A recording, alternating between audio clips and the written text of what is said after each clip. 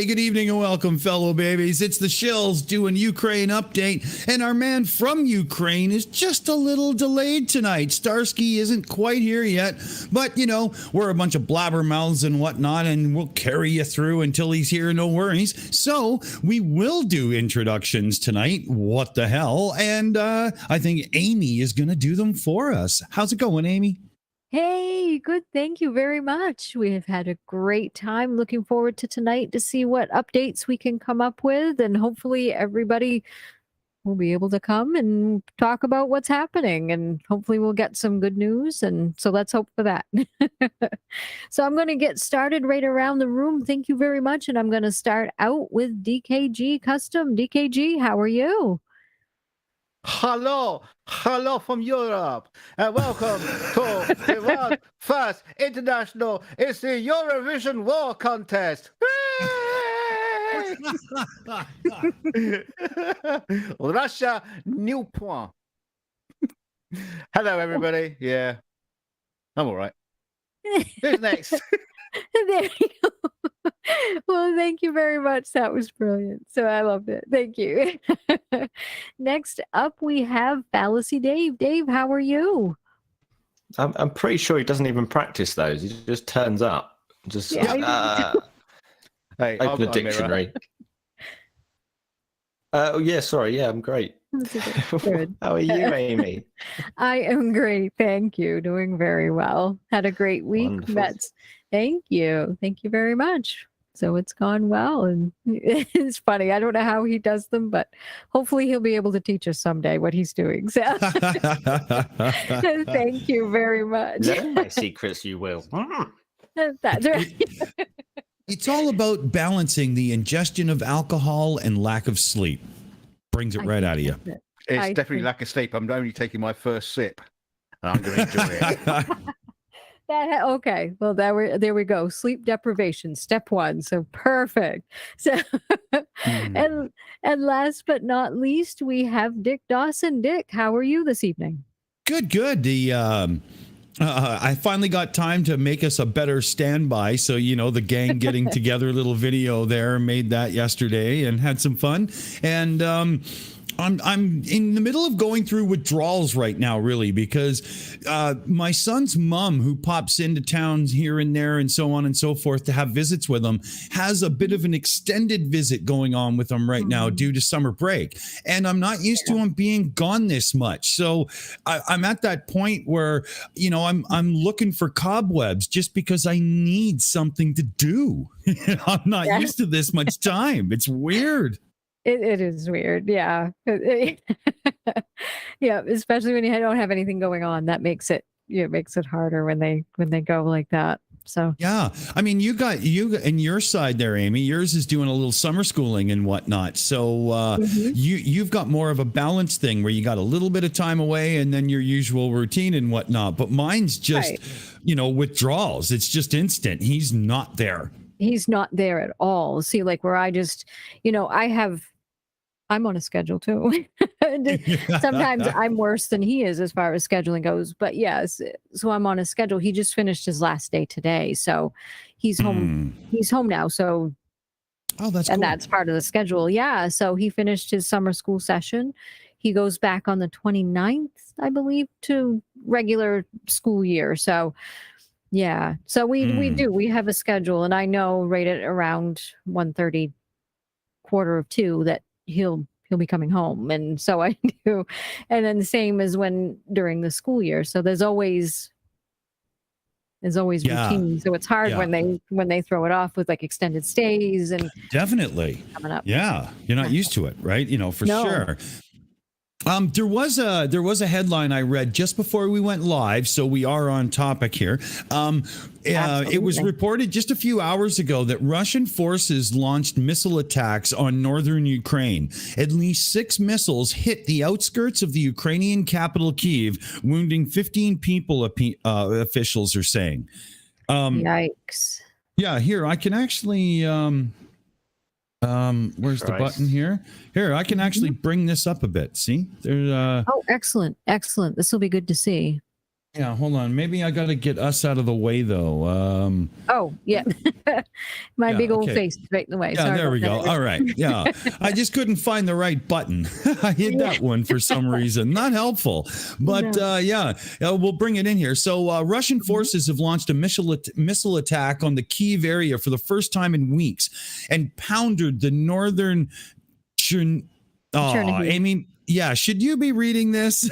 I'm just going to brutalize it. Absolutely. Here, let me zoom it in a bit. Am I able to Sure. do that? If I go can- here. Whoops. Should I could read it. There Yeah. we go. There we go. Yes, that's perfect. Good So- evening, guys. Good evening. Hello. Welcome, welcome. Hey, there he is. How you doing, How are buddy? you? Hope everything's as good as it can be for you. Yeah, more or less. Sorry about being late. You had like a small trip this evening, so yeah, I'm back. Very, very nice to see you guys. Oh, you too, man. You too. I mean, Glad to see every your chance face. we get to hang out is a good one, right? Yeah. Hey, I was late getting in. You made me do 20 push-ups. Somebody's learning their place. Yes, he Oh, just is. kidding. Just kidding. 20 So, more. Drop it. Yeah. Well, we actually started with introductions tonight there, Starsky, because, we had a few minutes and whatnot. So, Aimee, why don't you do the regular intro for Starsky then? Absolutely. And of course, we have our special family member for the week, for the evening. We have Operator Starsky. How are you the tonight? week. I'm fine, thank you very much. How are you? Doing very well. Thank you. Doing very well.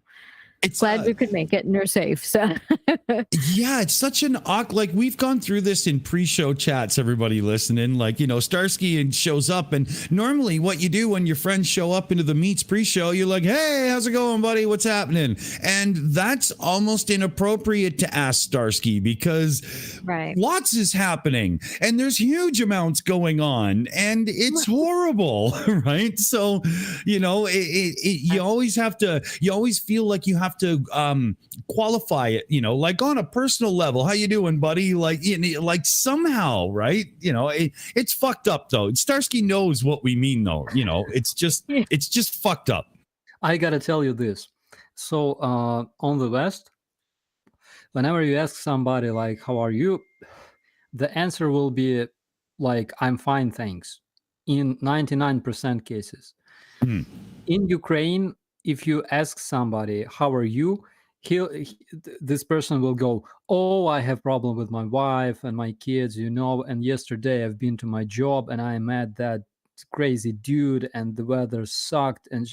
And like you hear a story, and it's not like, just a part of etiquette. It's kind of different here. Well, Yeah. I had a similar situation over here because people always used to ask me, hi, Dunk, how are you? How are things going? And after a while, they figured out, don't ask. just don't ask. You don't want to know. Shut up. Yeah. Just say hello. Yeah, well, we've had that conversation pre-stream, right? We've said, when you're on air, you're not supposed to really tell us how you are if shit's shitty. You're supposed to tell us that off air. On air, you're supposed to be entertaining, and but it's fucking funny, right? Because having that conversation is inane. If you see it from outside of the conversation you're having, it's a stupid conversation to have, but it actually makes sense. It's so confusing at times. Fucks your shit up. But we usually look to Starsky to bring us in on some headlines and happenings and updates at the start of the show. So why don't we give Starsky the floor and he can take us through? Thank you so much.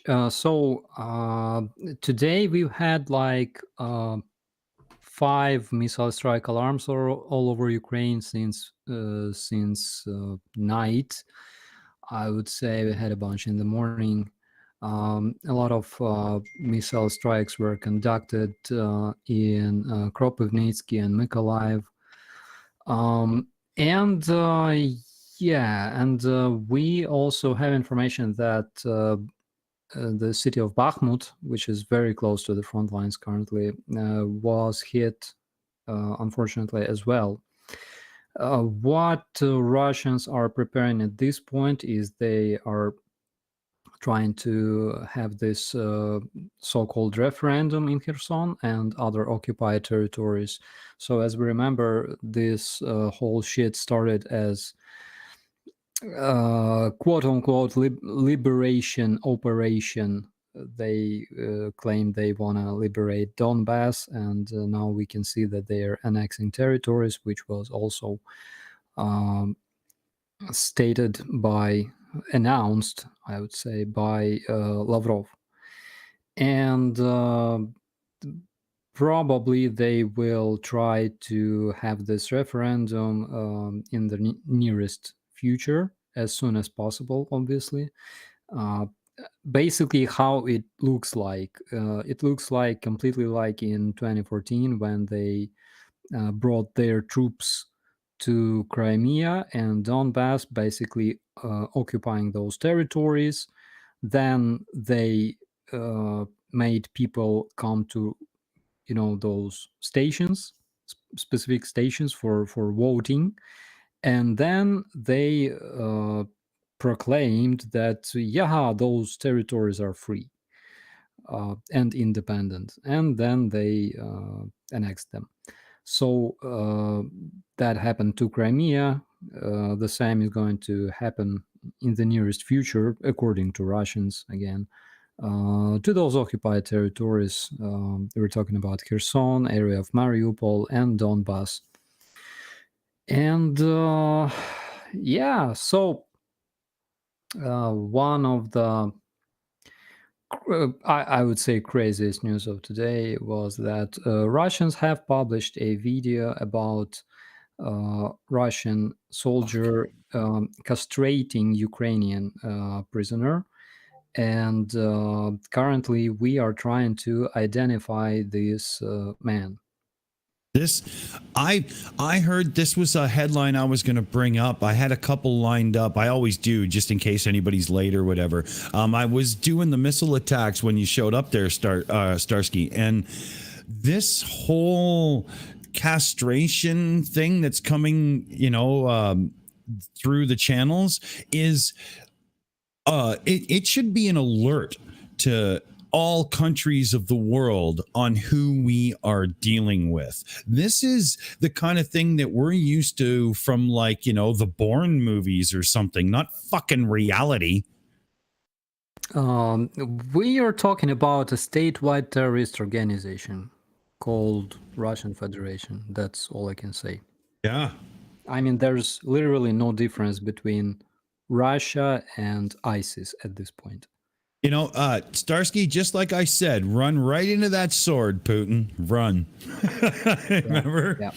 Oh, when you're saying you're trying to identify the man, I hope they just didn't send his balls back and you got him in an envelope and going, right, does anybody recognize these? I mean, it's not a mob movie. Fuck. We have this video footage, so we're analyzing it and trying to find this man through social media and stuff, because this way we have found a lot of Russian regular troops fighting in Ukraine. It was back in the days when Putin claimed that there's no Russian troops in Ukraine. But with the help of artificial intelligence and neural networks, we managed to identify many thousands of regular Russian soldiers that were in Ukraine, actually. And basically, we have like whole database of those discovered Russian troops available online for everybody to see. There's like more than 70 Russian units that were identified back then. The crazy thing about that was the fact that you were getting, the Russians were getting more information from you than they were getting from the Russians, the Russian government themselves. Yeah, it's true. Crazy. Yeah. Holy, eh?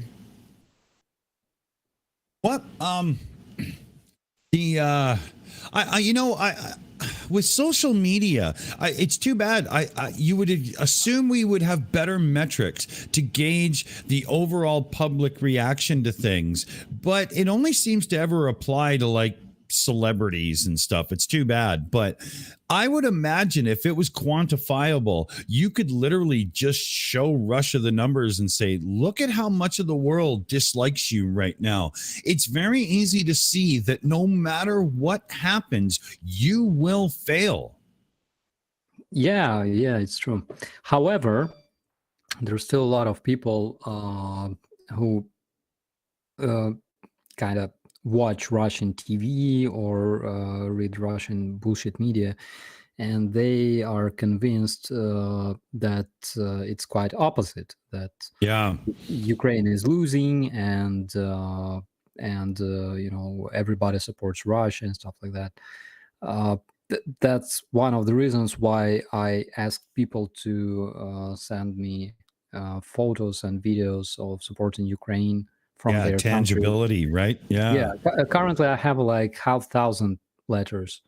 Wow. Even more, and I'm trying to process every letter. It takes some time, of course, but the level of support is amazing.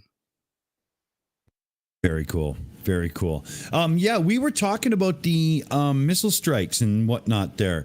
I had just had a report up, and it was, where is it now? I'm trying to go through my history, and again, this one side web browser I use has given me a bit of an issue.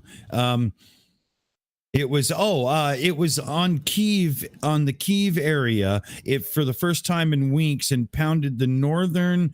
Aimee, can you say that Chernihiv region? Chernihiv, Chernihiv. That's it. Okay, yeah. That kind of news tells us all, like, we should almost do a telethon where we're not trying to raise money. What we're trying to do is get as many people as possible to hassle their members of government to make sure that financial support, so that we can, send the hardware, send the money for the equipment and stuff, is being done. I think that might actually be a cool idea. We could simulcast it on like our channel, Starsky's, couple others, and just encourage everybody to, write that email, get a hold of that person and tell them off for not doing enough.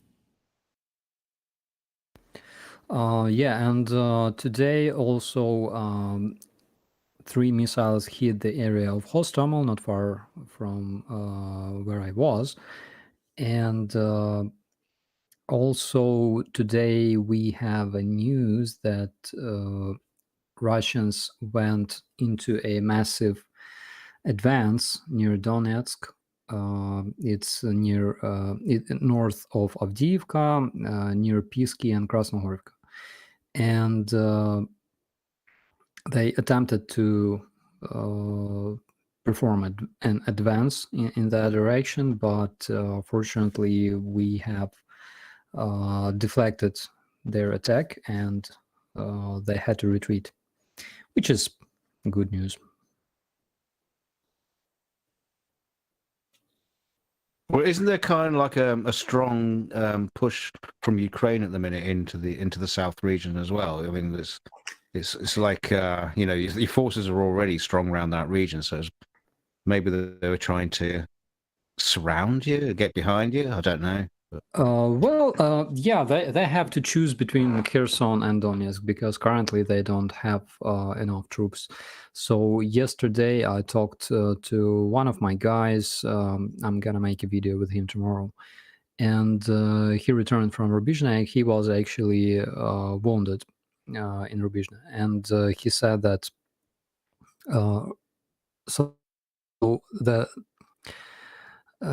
the number of forces that were involved into this combat operation in Rubizhne was 1 Ukrainian soldier against 9 Russian soldiers. So against our battalion tactical group, Russians brought 9 battalion tactical groups, maybe even more, and we're not even mentioning the artillery. So you can imagine the number of troops they brought from the northern part of Ukraine, which was liberated completely. And they had plenty of casualties there, of course. And currently they are exhausted, and they cannot perform their attacks well because, first of all, they lack experienced officers. They lack efficient planning, and of course their troops are very, very exhausted at this point. Of course they cannot I don't know, find new people, new meat. Recruiting's not going well, let's say, right? Yeah, and we have plenty of proofs of that, including intercepted calls, again, that are available for everybody. So like their attacks won't be efficient, and the longer they're trying, the less there's possibility that they will be successful. Yeah, definitely. That's a hard slope to counteract, right? Yeah. Plus, we keep receiving new weapons from our colleagues. So let's wait and hope for the good news. Yes. Dave, should we turn to a few questions here for a minute and see what the viewers would like to get into? Absolutely. Russell Clement has thrown in a question here that I'd also like to ask. The day of Ukrainian statehood next week, there was also something that just happened that was celebrating Ukrainianness. Could you tell us a bit more? Yeah, so today we have celebrated the day of Ukrainian statehood, and this holiday was established last year by President Zelensky. And basically, this day is dedicated to all the historical figures who led who made our statehood possible, basically. And we've had a lot of them. One of them is our greatest poet called Taras Shevchenko. So this poet is studied in Ukrainian schools because by reading his poems, you can basically understand what was happening then in 18th century, 19th century in Ukraine. Which back then was part of Russian Empire. And one interesting fact about this holiday is that, for example, in 20th century, Ukraine was occupied 3 times. It was occupied by Russian Empire, then by Nazi Germany, then by Soviet Union. And all of those empires, they're gone. And Ukraine still exists as an independent country. And a lot of people who hate Ukraine, who stand for Russia and stuff like that, they must understand this, that Ukrainian people were fighting for their independence for like centuries. For like 1,500 years. And all of those empires, they're gone, but Ukraine is still there, and we will always be there. Yeah. Certain peoples have got that heart, and it just ain't that simple, right? That's it. Yeah, it's true. I wanted to throw out a positive something or other, if I may, Dick, just before we move on.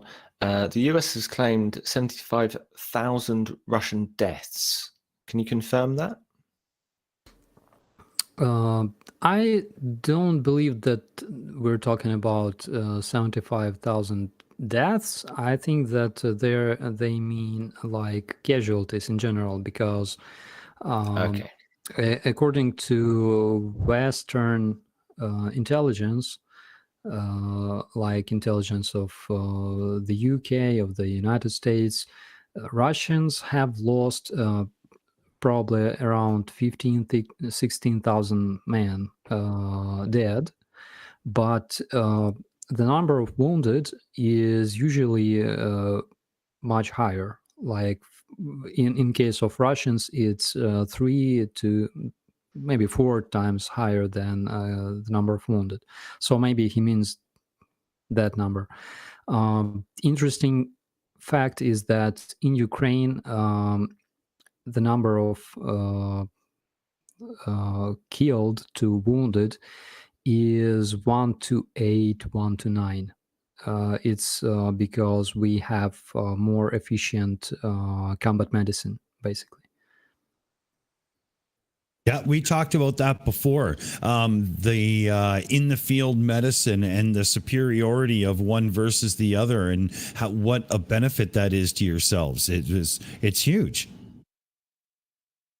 Medicine and training, of course. For example, guys of my brigade, they've spent last year training together with Canadian Armed Forces, and they were trained basically in frames of field medicine. Not only our medics, but also all of the soldiers. They went through those courses. They know how to use tourniquet, how to give first aid, how to evacuate properly, and stuff like that. So yeah, it's very, very helpful. I know Matt just joined us here, and I think he's got a burning question on the mind. So why don't we go to him right now here? Evening. How are you? How is everybody? Good. Very well, just very well. doing our chatty thing. So perfect timing. Yeah, cool. Yeah, just got a question. It's something that I've kind of been thinking about.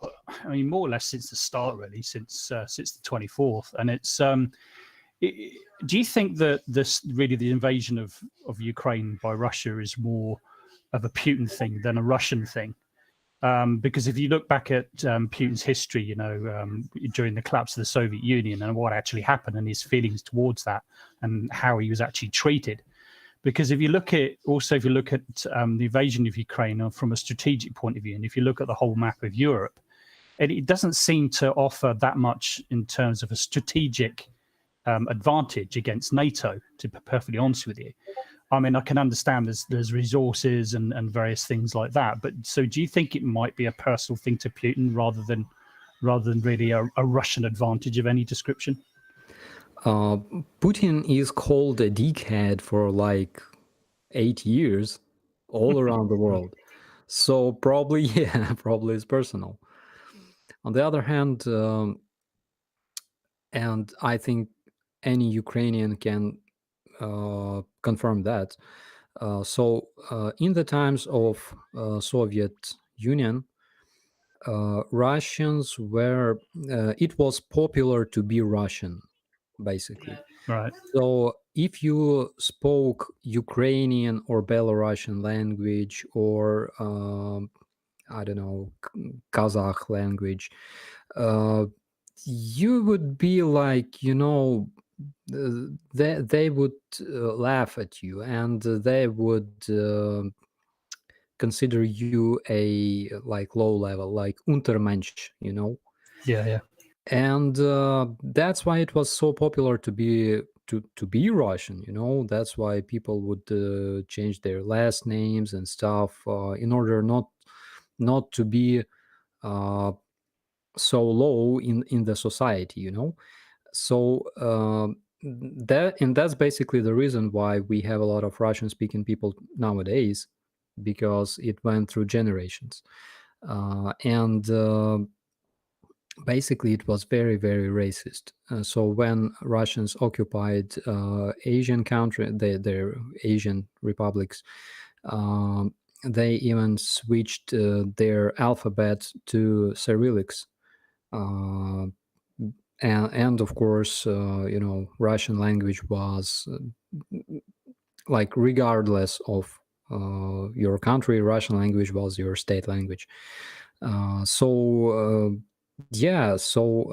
any Ukrainian can prove and confirm that whenever you talk to Russians, even prior to war, even like in the 90s, they would treat you like an Untermensch, because you were. They always thought they are supreme Wow. to you, towards other people, even despite the fact that they were proclaiming that friendship of the nations and stuff like that, but it was all lies.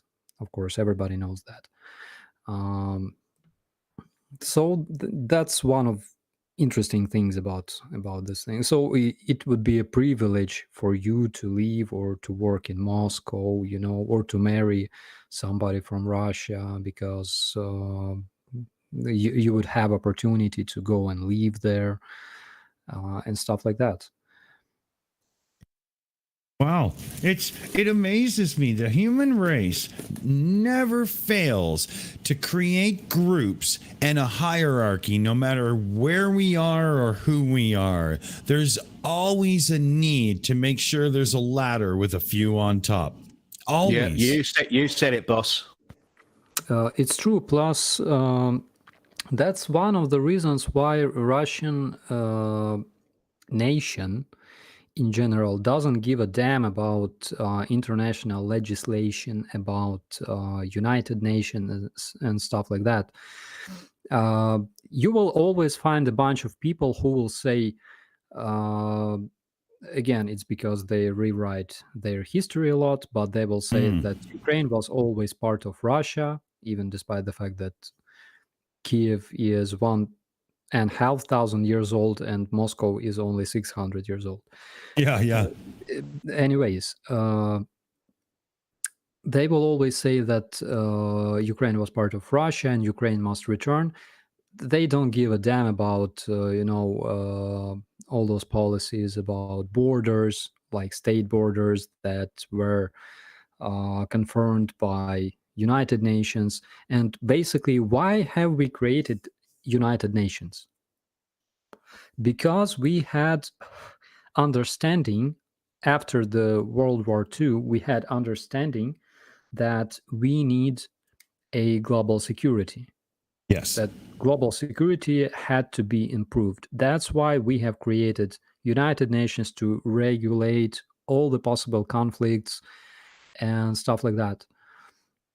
Yeah, and it's the good idea, because it leads to a more unified way of thinking as a whole versus, your local area only, and that's always to everybody's betterment. It just has to be, right? We should turn to Aimee. We got a couple of super chats we'll get in and make sure everybody gets their big shout out. Absolutely, please. Thank you very much. We had a donation from Samantha W. She donated Canadian $40.26. Says, I won't be able to make it to the stream today because work is insane, but I wanted to express my gratitude to Starsky for all that he does and sacrifices alongside his people. There is a quote from a doc on Maidan I love. Nobody can make a free person kneel. That's beautiful. Thank you so much, Samantha. Wow. Yeah, big thanks. That's brilliant. And thank you so much for your donation, because it was very generous. Thank you very much. Thank you. Thank you very much. And then we have a super chat from Level 70 for Canadian $6.99. Says, hi, Starsky.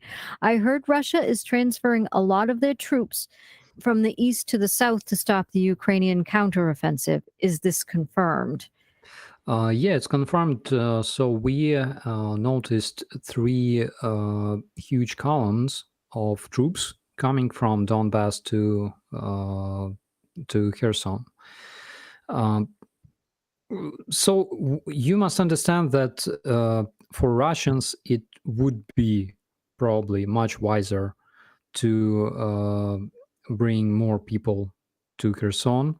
Of course, this makes their defense in the Donbass much weaker. Currently they're in situation when the front lines will collapse, when their occupation of those territories on the east and on the south will collapse, because they obviously took more than they can swallow, So yeah, as I said, we gotta wait and expect good news from either spans of the front lines. Absolutely. Thank you so much. And thank you, Level 70, for that question. We also have one from David Oliver for £10 says, I'm the talking point in my college. The principal and all her staff are impressed with my painting of the Ukrainian flag with President Volodymyr Zelensky on it, dressed in a green khaki uniform. Thank you so much. And then we'd love to see it. Sorry, Amy, Yes. but Okay. Is there any way, David, you could take a picture and put it into the Discord, and we can get it over to Starsky and everything as well? That'd be cool. Absolutely. That would be brilliant. So thank you so much for that. And then we had a super chat from Debbie Carvalho for Canadian $5, says, what is Ukraine going to do to protect the border after the war is won? Georgia has an issue of a creeping border. I'm sure that we will build a lot of walls and fortifications, and machine guns will be installed and stuff like that. So I think that we will have some, like, in my opinion, something like Israel has on his territory. That could be wise to have.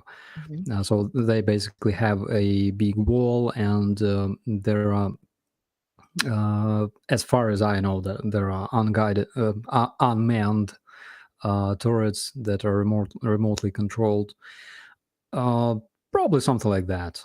But the biggest thing we should care about is to keep our solidarity and make sure that Russian propaganda will not have such a big influence on Ukrainian society as before. Excellent.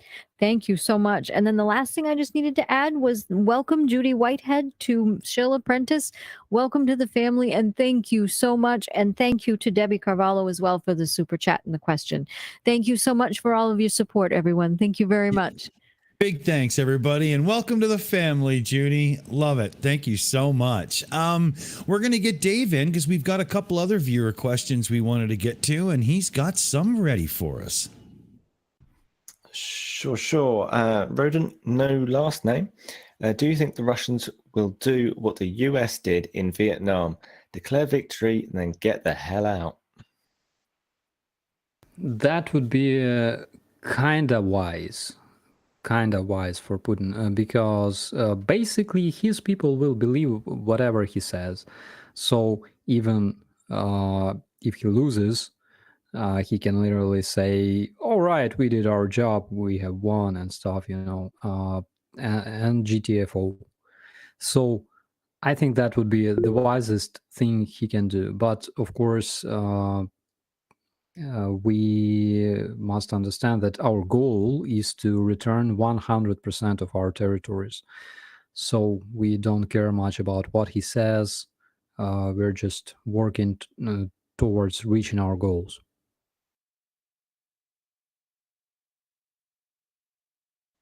I want to just actually, I'll go to Matt first because he just put his hand up before I go to another question.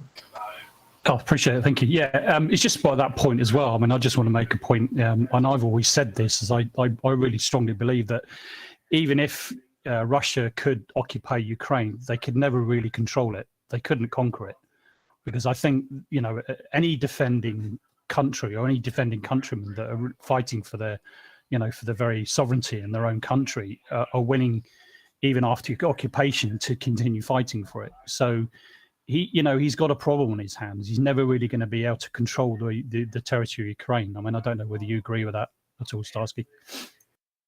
I completely agree on that because it already happened before, Right. and we all see what we have now. Again, the Soviet Union that was occupying Ukraine for 70 years and having constantly fighting with Ukrainian uprisings, it's no more. It's gone. So Russia eventually will be gone as well, and we will be free because we are. Well, of course, you've still got the option that, at some point or another, you're going to be joining European Union and you're going to be joining NATO. I mean, that's without question. It's just a question of not so much is whether that will happen. It's going to happen at some point. It's just a question of when, really, in my opinion. Plus, Russians will have to, deal with other problems eventually because of sanctions, because they won't be able to renew their lost vehicles. They won't be able to build even the same army that they've had on the beginning of this invasion because they cannot buy parts abroad anymore. And eventually they will have to deal with other problems like social problems, economic problems. And those problems they already start falling on their heads a lot. So I think that we can be more or less sure than probably like 10 years after our victory, we won't have to worry about another invasion. But on the other hand, who knows? We're talking about terrorists who own a lot of nuclear weapons, and they know how to use their propaganda as well. So I think it's a responsibility of the whole international community, including Ukraine, including European countries, in my opinion, to deal with Russia, basically, to make sure that they won't attack anybody.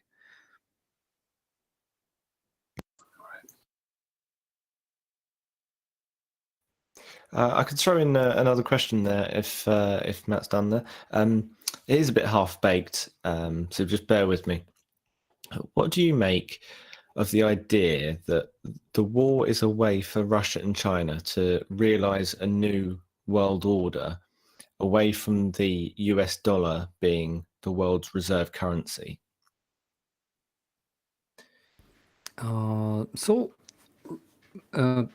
China has more income of trading with West than with Russia.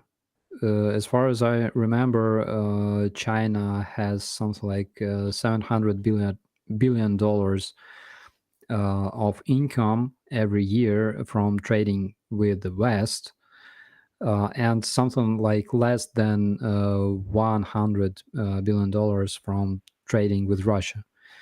So I think because China cares about China, it's not in their interest. I mean, it's not beneficial for them to sacrifice all that for some blurry, I would say, blurry future benefits of this alliance with Russia. I think it's different. China will find other ways, and I think that China would rather, expand by trading than through military expansion. It's an interesting one because I heard this a few days ago, and there's it's the claim that says BRICS, the five emerging economies, so Brazil, Russia, India, China, South Africa,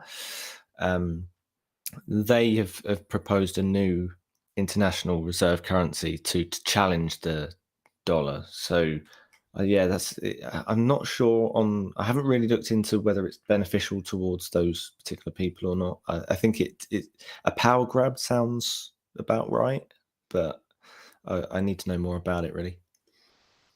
Yeah, well, I'm not an economist, of course, but I think that this idea will. It's a fail. Actually, it's already a fail. Because again, introducing a new currency requires a lot of resources, a lot of research. All you have to do is ask Jamaica when they broke away from the British pound to do their own currency, how tough it is. Yeah, basically they have to consult with Jamaican people. Maybe they will tell the proper way of doing that. Yeah, because it's a tough go. It's a tough go. Don't get me started on China. That country gets billions of dollars in aid because it's a quote developing nation. How many developing nations do you know have a space station? Yeah, well, and how many of them can build like 800 miles of highway a day? I think that aid has actually stopped. I think that used to be the case. But I think that's stopped now. I think because it was highlighted some years ago. I could be wrong. I could be wrong about that. And again, they're building more roads a week than there's in Russia in general. I mean, it's very, in my opinion, if I was a Chinese authority, it would be very, very stupid to sacrifice all your income only because of some stupid alliance with Russians, because they cannot give as much as West. It's not beneficial, and Chinese they think about benefit. Well, the Chinese also do some very, very weird things, like all the cities that they build that no one goes and occupies, and it's like they're expecting a massive boom, and it doesn't come. So there's a mentality that's going on there that it seems like the country's growing faster than the actual country is growing. If you know what I mean? Yeah, there seems to be a thing of build it anyway, just to keep things going. I know what he's talking about. It's kind of strange. We're going to send it over to Aimee. We got a couple of super chats and whatnot, and I'm sure we're going to get everything caught up just proper. Yes, please. Thank you very much. We do have some great super chats here. The first one is from Judy Whitehead for Canadian $5. Says, wonderful to have up-to-date information on the war. I hope that Ukraine's territorial integrity will be secured. Thank you very much, Judy, for that. Thank you. And then we have Dee Dee Reynolds, a member for 2 months, is asking, are Ukrainian POWs still being exchanged, or have the Russians nearly stopped exchanging them? Ooh. I've heard that they are still being exchanged, and we had some of the recent exchanges probably last week. So this process is ongoing. It didn't stop, as far as I know. Okay, thank you so much. That's good to know. And then we have one from Level 70 for Canadian $6.99. Says, hi, Starsky. Will Ukraine still fight for their occupied territories if they are annexed by Russia, even if they threaten to use nuclear weapons? That's a good question, and I think that this question should be addressed to our president. I think that, of course, we will fight. How will this fight look?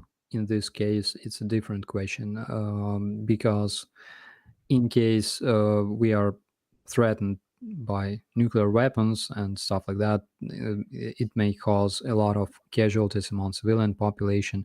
So we should understand what kind of benefit we will have. What's the what's the result that we want to have. Absolutely. On the other hand, I doubt that Russians will use nuclear weapons. but there is still a chance. There is still a chance for that. Absolutely. Thank you so much. And then we have ZOMG1103 for 10 American dollars, says Starsky. I think many people would be interested if you were to do a video on propaganda, particularly the techniques the Russians use. We could share it with others to help immunize the population. That's a great one. Thank you so much for that. So the only way to combat Russian propaganda is just completely ignore their media. That's all. That's the most proper way, because we have a lot of resources debunking all of their fakes. The most famous is informnapalm.com or org, and stopfake.org. That's like the most famous resources that we have. And I think that Stop Fake is available in English as well. So you can visit those sites and you can read everything. I mean, they have a lot of fact checking. They fact check every Russian fake that is being released daily, almost daily. So again, one of the best ways to stop that bullshit from spreading is just to completely ignore that. Exactly. Thank you so much. That's perfect. Then we have one from Estelle for 10 pounds sterling, says, just saying hey to Starsky and the Shills. I see they built a pontoon ferry down in Kherson. I hope you guys hit that too, where the HIMARS hit. Thank you so much, Estelle. Yeah, the interesting thing about HIMARS is that all the missiles fired at the Antonievsky Bridge yesterday, they all hit the target. And comparing to that enormous amount of artillery launched and shot by Russians every day, it's a very efficient system, in my opinion. So yeah, and soon we were promised, I think, 20 more of them, and yeah, I think it will change a lot on the front lines. Excellent. Good. Glad to hear that. And then we have Gwen Moon, new member. Welcome to Shill Apprentice. Thank you so much, and welcome to the family, Gwen. Thank you. Welcome to the family, Gwen. Love it. Thank you so much. Excellent. Thank you. And then we have a super chat from Annabelle Pineda, who for $4.99 American says, China is looking out for China is the same situation. India and China, they act like they're friends, but they are fighting at the border. Thank you so much, Annabelle. Thank you. And then the last one we have is from Samantha Williams for New Zealand, $10, says, do you think Russia will actually be held accountable for their crimes? If we're doing basically nothing at all now, it seems like they're going to get away with so much. Thank you so much, Samantha. Yeah, Russia will definitely be held accountable for their crimes. And in order to make it even more possible, I think that international community must stop fear of Russia, because the more countries either justify or fear Russian army and stuff like that, Russian influence, the more chance that they will escape responsibility in the future. So we must be dedicated to bringing them to justice, and we have as much as 3 international institutions collecting and processing evidence at this point. Today I learned that almost 50 bodies that were discovered in the area around Irpin, it's like Bucha and Hostomel and Vorzel and other smaller villages around it. More than 50 bodies still cannot be recognized because they are they miss parts, or they were burned and stuff like that. And currently we have information that around 1,500 bodies were found. So they have a lot of evidence to work with. Wow. That's not the kind of evidence anyone ever wants to see in their life either. That must be, there's a lot to be said about the fallout from the conflict. Once Ukraine is sovereign and in and of itself again, there is going to still be a need for some real financial support, not just in rebuilding the tangible, the structures, but there's going to be quite a few people that could also use some support, just because they're going to need to talk to somebody and work it through and get themselves back to, a place where they're not fighting. And that shouldn't be ignored. There's a history through the early, late 1900s that we weren't the best at supporting soldiers after conflict. And it would be good if the world remembers that it's definitely a part of it. Yeah, it's true. And we had a similar situation, actually. I remember that after the war had started in 2014, we had a lot of problems with our guys who returned from the front lines. Some of them were so, I would say, not prepared to see peaceful life, so they went straight to jail, for example.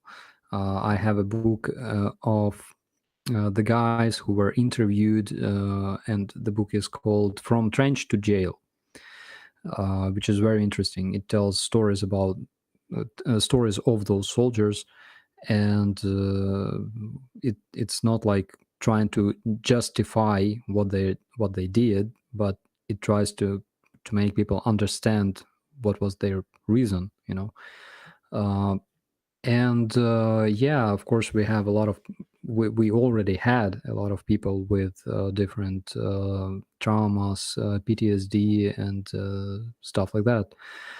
But we have a lot of experience of relieving those people, because again, we had a lot of opportunities to study that for these 8 years since the beginning of the war in Ukraine. Could I take a moment just to buy Dick some time? And as we're an hour in, and it feels like a good time to shill on the shills, funnily enough. Matt, I believe you have a debate coming up. Will you tell us a little bit about that? Yeah, tomorrow evening would be around about 12 midnight our time, GMT. I don't know what that is in Eastern. Was it about 7 o'clock, something like that, 8 o'clock Eastern? I don't know. Not sure what that is. Yeah, but 12 o'clock. Yeah, about 7 o'clock Eastern time. Yeah. I'm having a debate with a guy called Jin about the moon landings. I've kind of gone head to head with him on a Discord once or twice about this.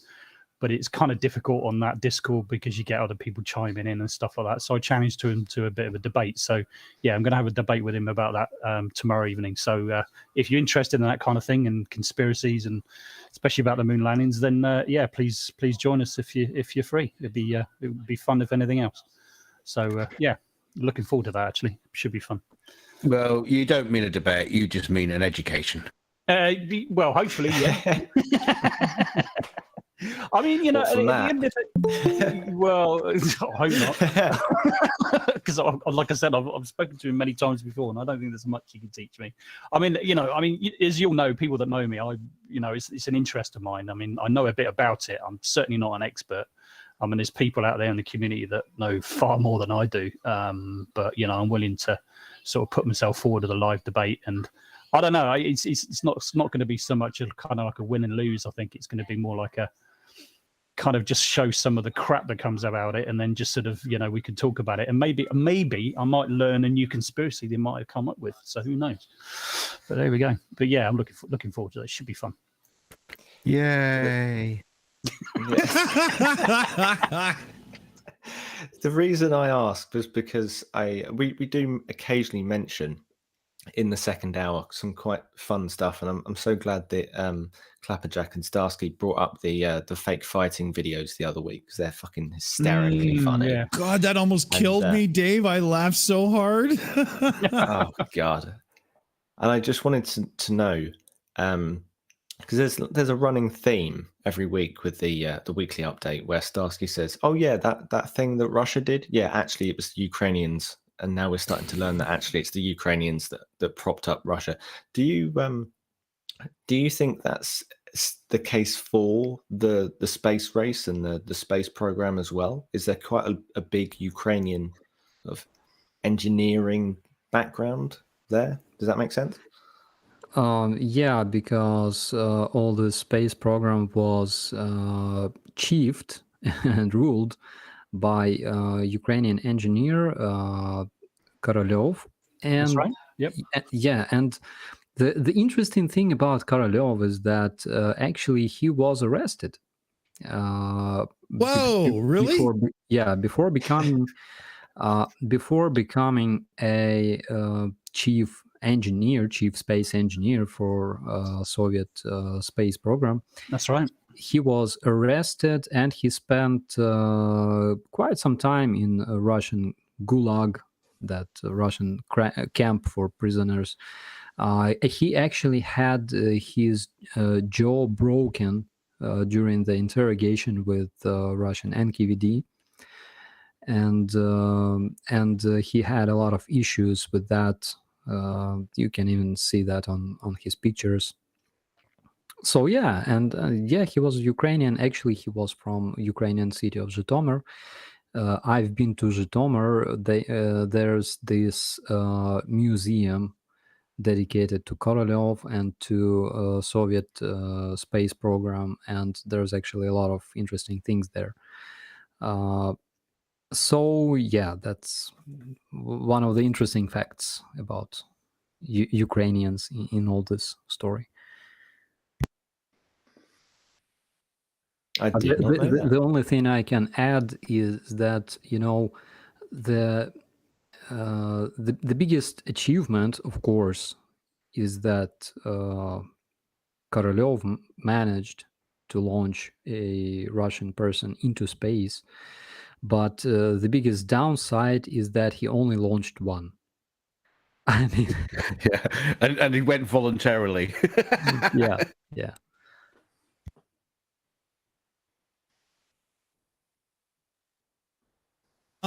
I wonder then if we shouldn't switch over to Aimee and get a couple of our super chats in and done, and then we'll see what the viewers are thinking. Yes, please. That would be perfect. We have one from level 70 for Canadian dollars, $6.99. It says, I don't understand why the U.S. doesn't give Ukraine the 300-kilometer range HIMAR missiles. Ukraine could use them to end the war faster and save lives. That was a good one, too. Thank you so much, level 70. What I don't understand, I mean, I do understand from strategical point of view, but I can say that the day we strike back at Belarus probably will be the happiest day of my life, because, for example, this morning, 4 missiles were launched from Belarus at Hostomel. We managed to destroy one of those cruise missiles. But I mean, the day they understand what it's like when your civilians have to hide in shelters with their kids, with their wives, because some crazy dumb fuck decided to become a historical figure, but not in the correct way, No. And he led those armies onto his territory, and he led their missile systems onto his territory, and he gave them full right to use those missiles against civilians. I think that he should be punished. And of course, one of the threats, and again, it's just my personal opinion, not as a military, but as a human being, that we have to punish him for what he does, because society in Belarus, they tried, they failed. They are, I would say, not like angry, but rather angry again at Ukrainians, because it appears that Ukrainians had to somehow, bring their troops into Belarus and help their protest. It doesn't work that way. You gotta do it yourself, like we did in Ukraine during the Revolution of Dignity. That's why it's called Revolution of Dignity, basically. Yes. I mean, it's in the name, right? Come on. Yeah. So yeah, and from military point of view, of course, we know that Lukashenko can possibly deploy something like 35,000 men, probably a bit more. But on the other hand, I think that one of my friends, he's a journalist, he said that I will celebrate the day when we strike back at Belarus, and I completely agree with him. Yeah, I mean, our own Clapperjack, a member of the Shills here on the channel, it was and is Belarusian, but just before everything broke and all went to the shithouse, he bailed and he's in Poland now because he wants no part of it. He's a good human being. He's not, he's not going to bow down to some fucking bullshit because of yesterday. Fuck you. Yeah, exactly. Seriously. Yeah. I mean, it can sound strange, because again, we're talking about war and stuff and escalation of war. On the other hand, personally, I am so fucking tired of seeing my people that have to run to shelter every time they hear this alarm. This shit is crazy, people. I mean, you have to fucking see this. I would love, although hate at the same time, to have video of school children preparing to be, in a bad situation and show everybody, hey, this is actually reality. You have to understand how this affects the core of the nation, not just people that decide to wear camouflage and grab a gun. Yeah, sometimes, I think that it's like we all have this, let's call him soldier of light on one shoulder and little Putin on another shoulder. But we're trying to stick with good things and stuff, but sometimes I think that I've had enough of this shit, because you see, like all the Europe and most of the world, majority of countries, of people living in peaceful places, they can do whatever they want. Like, they can go to job, they can study, they can drink beer, they can take a rest, they can literally like go fishing and hang out and shit like that. Here in Ukraine, you cannot do that because of different threats. You cannot go to forest, you cannot have barbecue, you cannot rest with your friends. And again, personally, I don't enjoy life at all at this point, because whenever I do something to rest, I keep thinking about this war and stuff. And every time you hear the missile strike alarm, which sounds like in the Silent Hill, it doesn't mean anything cool. It only means that in a while you will read some crazy news about missile strikes in other cities or in your own city. You will read about more people dying, and it happens in the heart of Europe. It's like next to your house. This is a moment that I wish I didn't have to cut in on, but we have a couple of super chats that I'm not going to be able to put up on screen. So we have to get Aimee to go through them. Otherwise, they're lost for me and I can't do my part. Yeah. Yes, exactly. So the first one is from Jonesy for Australian. $14.99 says, "Hi Starsky, we are so far away from your reality, but we have not stopped watching and listening. We bear witness for Ukraine and support when we can. Slava Ukraini." Thank you so much for that, Jonesy. And then, Thank you so much. And yeah, the only thing that keeps me running, is knowing that so many people support us. That's the only thing that makes me, still keep being sane, and things like that. Well, then a big shout out to all of our viewers for helping the man get through. Well done, everybody. Absolutely, absolutely. Then we have one from Samantha Williams for New Zealand, $10, says, "I have a lot of questions. Starsky knows, but I know a lot of TV shows and movies in Ukraine are in Russian. Do you think this will stop and it will only be Ukrainian after Ukraine wins?" Yeah, currently we almost don't have Russian music on the radio because everybody vomits from that. And Here, I can do Russian music inside of 5 seconds. yeah. Yeah, so currently, listening to those cheerful Russian songs about, what are those popular songs nowadays about? I mean, like, Oh, mama, my potato is rotting. That one. yeah, it's my wife left me for a better looking potato. They're all hits on KTEL. We will eat nuclear waste this winter because there is no food, because our tractor equipment does not work, because we cannot get parts from the West.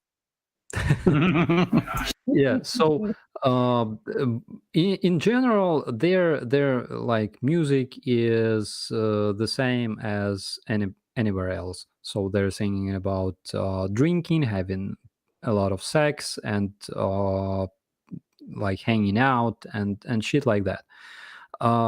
So people in Ukraine don't really like to hear that specifically from Russian artists when our people die.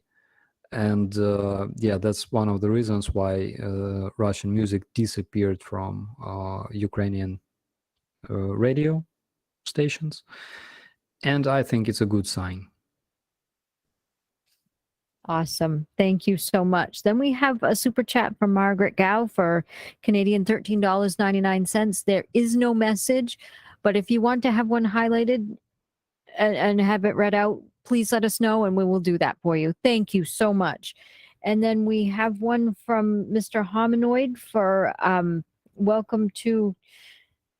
Yep, we have Mr. Hominoid. He says, "Russian guy in Sydney is a backpacker, is ashamed of home."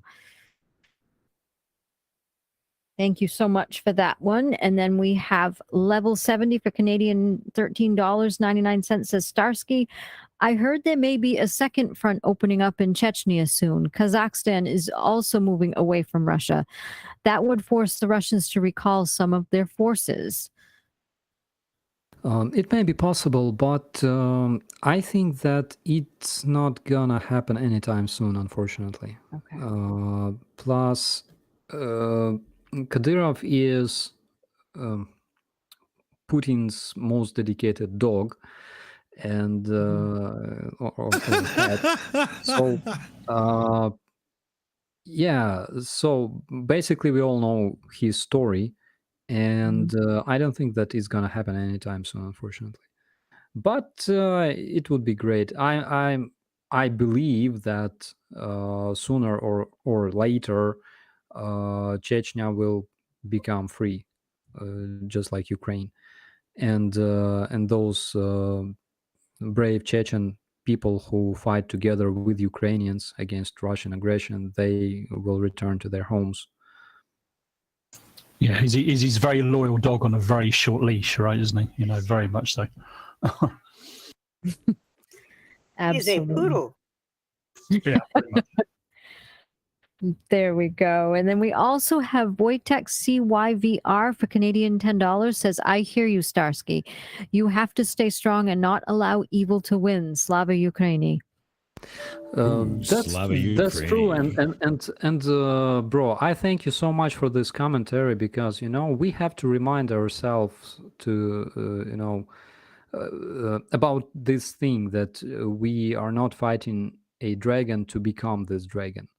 So yeah, we have to keep reminding this to ourselves, and thank you so much, because sometimes, and specifically now, it like almost half a year passed already. We're all getting tired and a bit crazy, of course. So yeah, we must The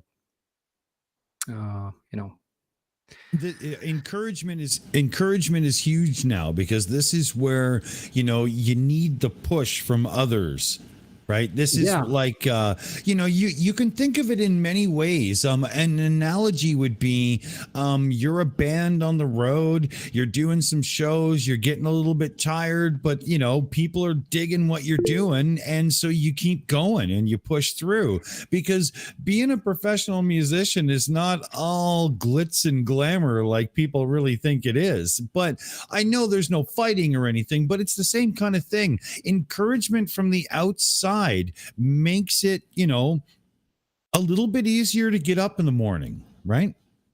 I think that there's still fight, like in a mosh pit. Yeah. Good call. Yeah. Good call. I broke my rib twice in a month in a mosh pit. It was so cool. That's when you're giving her, man. That's good. Aimee, let's get a couple more in, and then we'll hand it over to Matt here. Okay, because we're getting very backed up. So yes, we've got Ungato for $10 American says, in America, the Veterans Administration has set up Veterans Court to help with legal, mental health, and VA services for troubled veterans. And they'll need that. Yeah. They'll definitely need that. That's something to consider as well. We did have a donation from Donny Boy 73 for Canadian $10 says, hi Starsky, I just read this in the news today. The civilian head of the U.S. Air Force said the service might be open to sending ground attack planes like the A-10 to Ukraine. Have you heard about this? Yeah, we've heard about it, but since the beginning of this invasion, there were like a lot of gossips about receiving airplanes from other countries. I don't think that we have at least one as of today. So I think that we will talk about it after they arrive to Ukraine, and that would be great, of course. I talked to Dennis Davidov. He said that it would probably take like 3, maybe 4 months in order to master the A-10 for a Ukrainian pilot. So yeah, it doesn't take so much time, and it's completely possible. The only question is, will it happen? And unfortunately, I cannot answer this question yet. Okay. Awesome. Thank you so much. And then we have one from Lice Sherber, who says for $2 American, says, my heart breaks for Starsky. God bless you, sir. Thank you so much, Lice. And then we have from Cats for £5 sterling, says, I am proud my dad was Ukrainian. Slava Ukraini, love you all. Thank you so much, Cats. And then we have Mr. Hominoid for Australian $2, says, how's Max's calendar with Foot Your Dog? Barbecues await. Yeah, I keep reminding Max about it. And by the way, Max passed his biggest greetings to you guys, as well as Chris. So Greece currently left for Oh. some specific training, and he will bring some very very important, I would say, experience here for our guys. So he passed his biggest greetings to you guys, and he said that he missed you a lot. So as for Max, I keep reminding him Max is attending gym, and he's preparing to publish his calendar probably after the war. I think that's Excellent. Starsky, when you get a chance, give the email that we communicate through over to Chris, just so he can let me know if he's ever got a night where he can join a show. Right? He's always welcome. Yeah, sure. I will tell him, and not sure if he will be available like next couple of months, but yeah, of course, but he can save it, and then that way, one day he'll give us a shout, and we'll be like, "Yeah, Chris is back. This is great." It'll be really cool, right? Yeah, we gotta have agree. that. Yeah, I agree. So let's see here, Aimee, are we caught up? Do you need any more? I do. I'm not caught up. So it's just a couple quick ones. Thank you. It's we have one from Donnyboy73 for Canadian $5. Says, "Stay strong, Starsky. The world supports you, and this will end. Evil will not prevail." And then thank you so much, Donnyboy. Then we have a donation from Vintage Love. They donated Canadian $6.40. Says, "Every time I hear you speak, I like you more and more, Starsky. I eat, sleep, and breathe Ukraine updates. You have broken the tough army guy persona that exists. Thank you for being so human. I am there in spirit with Ukraine kicking Russian ass. Slava Ukraini." Thank you so much. Thank you so much. And by the way, such commentaries motivate me to make more videos.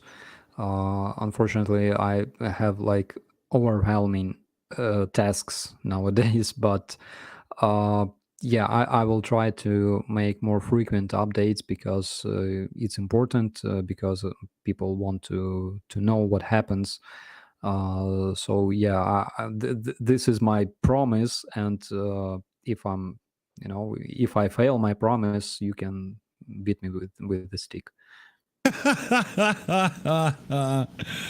Oh, the only thing I'll ever beat you to is the tab on the beers when we finally get to go to the pub and have some drinks, buddy. I totally agree on that, bro. I think that like one beer will be enough for me, Yeah, maybe. I just want to say to best work while drunk.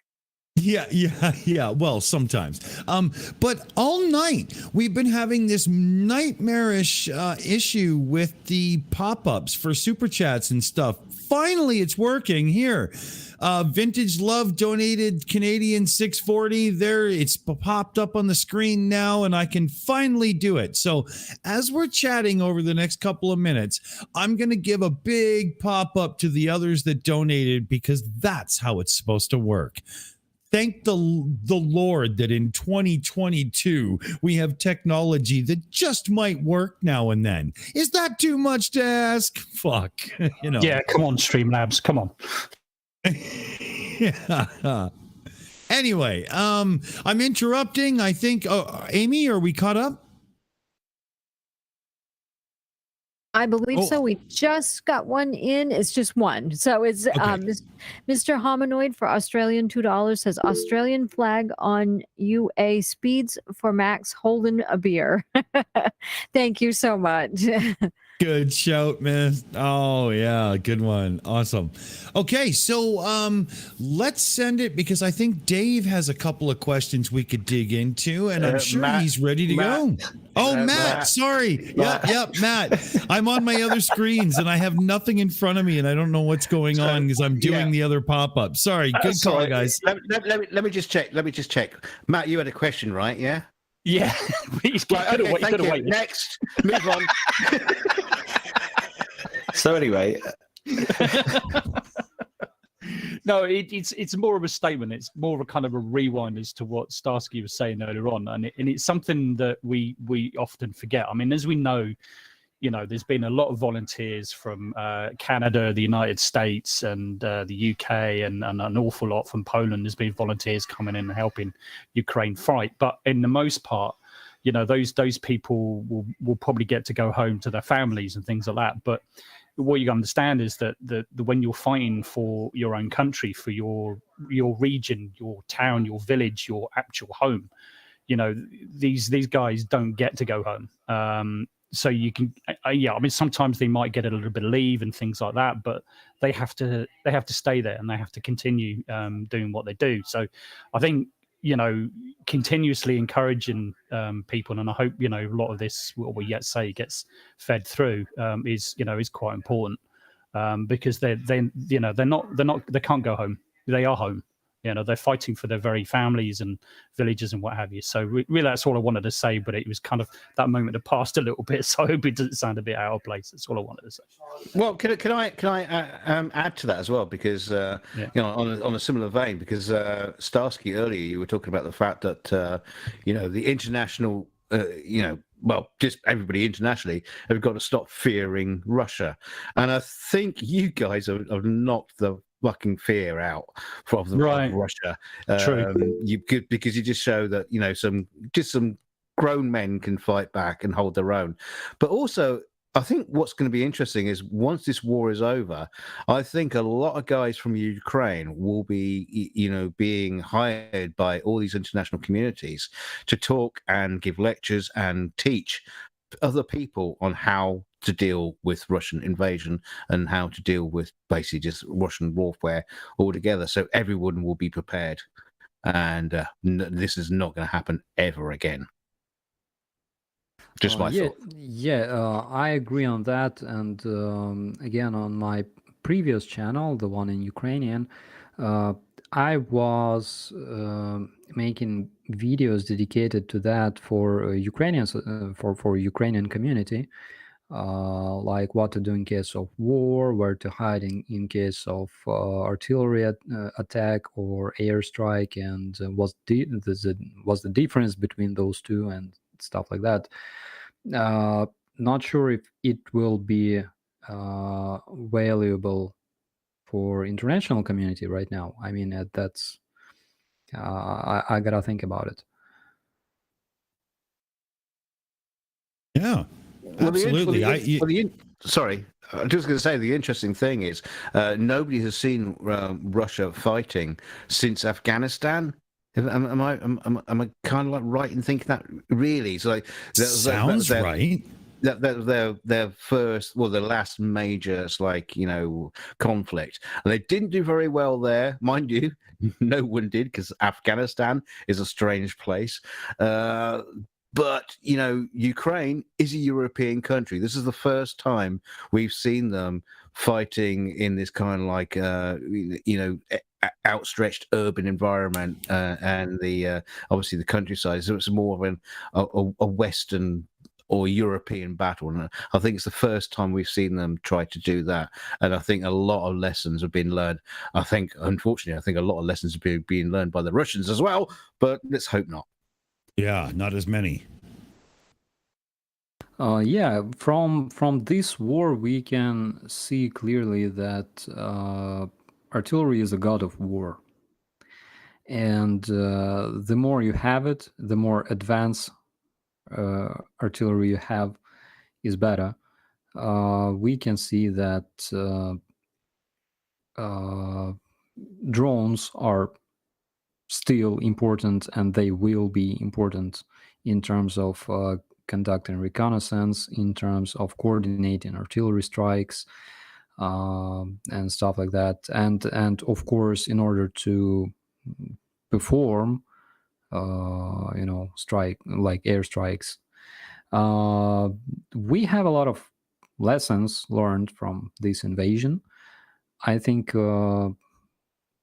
probably this war will change completely the future approach to the warfare. That's a pretty good premonition. I would agree with you there. Commander, you wanted to get in there. Now that Russia has shown itself to be the hollow thing that it is, I wonder, and this is why people probably shouldn't fear Russia. They destroyed their own military. So in the United States, just on warhead maintenance alone, we spend about $10 billion on nuclear warhead maintenance. That's about 10 mega yachts or so. And nuclear weapons use neutron generators with tritium in it. And that has a half-life of, I think it's 12.3 or 12.5 years. Something tells me probably a lot of the Russian nukes don't work because the oligarchs probably turned that money into mega yachts.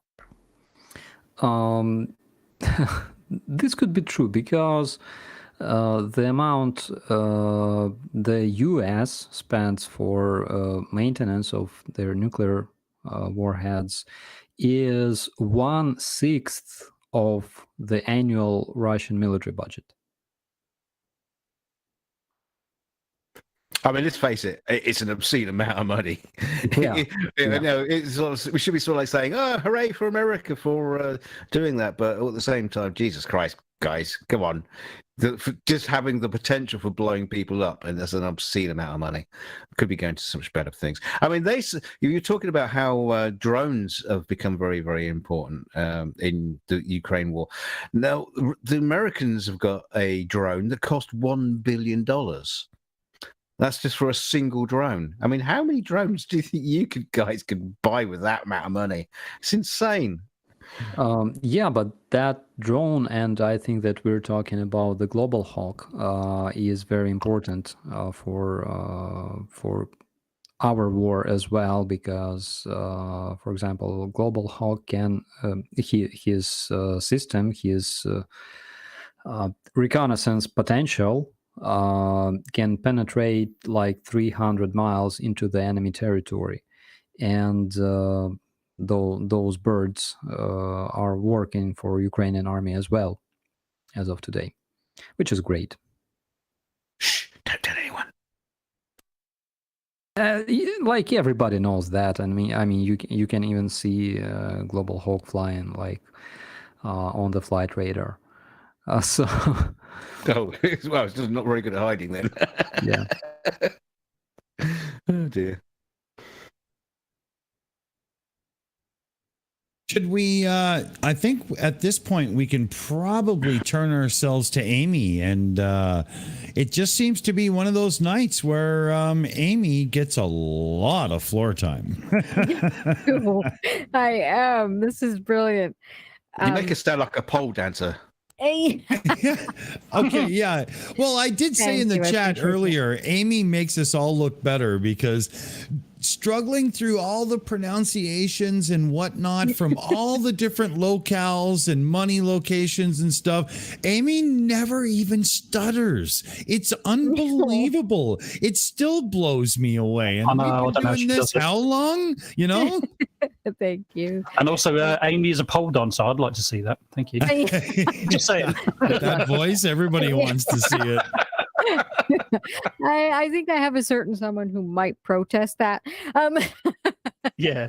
So there we go. Yes, we have some super chats here that are very good. We've got one from T77 for €4.99 says Slava Ukraini. Thank you so much. Then we have Michael Palma for €50, who does not have a message written down, but if you have one that you wanted highlighted, please let us know and we will get that read right out for you. Thank you so much. Then we have MMC for $20 American says, hello, Starsky. After the special cleanup operation, will the $330 billion in frozen assets cover the total rebuilding of homes and infrastructure? It's a good question. I think they won't, because according, I think, to President Zelensky, please don't quote me on that, but probably about a month ago, he said that we already need about $500 billion in order to cover all the rebuilding works, all the renovation, because so much infrastructure was damaged by Russians. So yeah, I think that we will require some kind of Marshall Plan for Ukraine. Well, just to let you know, Starsky, I had some Polish plasterers do my house. They were really, really good and really cheap. So if you need a number, I'll pass it on.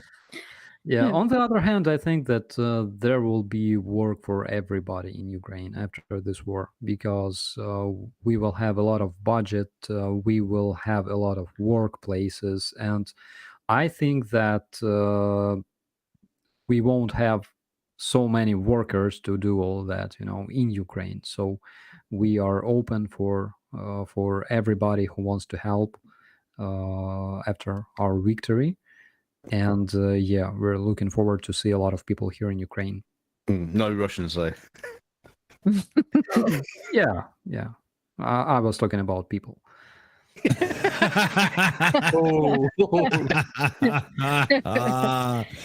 All right, then we do have one donation from Charlie Swede, who donated Canadian $62.68. Thank you so much. And I'm sorry, I probably will slaughter this one for the first time. So here we go. Starsky, happy you kept Poltava. Didn't go well for us Swedes there last time, but we are going to take back Starosvedsky, which is an old Swedish village, and share a beer there. Chin up and face forward from Sweden. Thank you so much. Thank you so much. Sounds great. So when you're in Ukraine, just I don't know, give me some kind of sign, so we could meet. Smoke signal, maybe. I don't know. Exactly. Smoke signal, flares. And we just got one in. Sorry about this, everyone. We just got one in from Samantha Williams for New Zealand, $10. Says, do you think there will be many separatists or any at all when Ukraine retakes all of the annexed land back, or will they finally get the fuck out? I like that one. Thank you so much. I think they will, of course, because what they have to understand is that if you want to live in Russia, you are free to go to Russia and live there. You don't have to turn Ukraine into Russia. And the biggest problem with the separatists is that they are influenced by Russian propaganda and Russian media. So I think that we can solve this problem as soon as those territories are liberated, and of course their propaganda is stopped completely. So yeah, I think that this can help. And again, it's a very difficult question, because you see a lot of people that were raised, let's say, in Donbass, for example. There's like a lot of children who didn't even hear a word in Ukrainian, and those children were born and they went to school, basically. So we will probably have to, come up with some kind of plan and involve some kind of specialists, because propaganda, and specifically Russian propaganda, you cannot solve it by just fact checking and saying, guys, whatever you heard, it was lies, and stuff like that. I think that those people require some kind of rehabilitation, probably. I don't know. I think that's the way to say it, because that's actually the case. That's rehabilitative. But I think it's possible. You got to hope, right? Do you want to take that one, Aimee, and then we'll go to Commander? Sure. We've got just two left, and the one is very short. So we're going to do the realist first for £5 sterling, who says, how needed are laborers, carpenters, tradesmen in the safer side of Ukraine? Is Ukraine already letting in self-funded workers? And before you get to that, we just have one from More Mullah for 200 Danish krona, for that just says Slava Ukraini. Thank you very much, both. Thank you, everybody. Yeah, very nice question. Yeah, those people are needed already because we have a lot of renovation already ongoing in different regions. For example, currently our European Hostomel are being rebuilt and renovated. But I think that this process is not systemized for foreigners, for example. I know that a lot of volunteers are working, but after the war is finished, I know that the budget will be accessible for all the workers who come to Ukraine, because again, I think it's right if people who work are getting paid. I mean, I appreciate all the volunteers, but as a Ukrainian, I want those volunteers to be paid as well, of course. So I think that after the war, we will receive probably some of those assets that were frozen, probably some kind of other budgets, and President Zelensky said that we are already forming that budget for rebuilding Ukraine after the war, and I think after it becomes available, everybody is welcome in Ukraine because first they will have a lot of work, and second, yes, they will have their salary and their reward for their work, which I think is proper thing.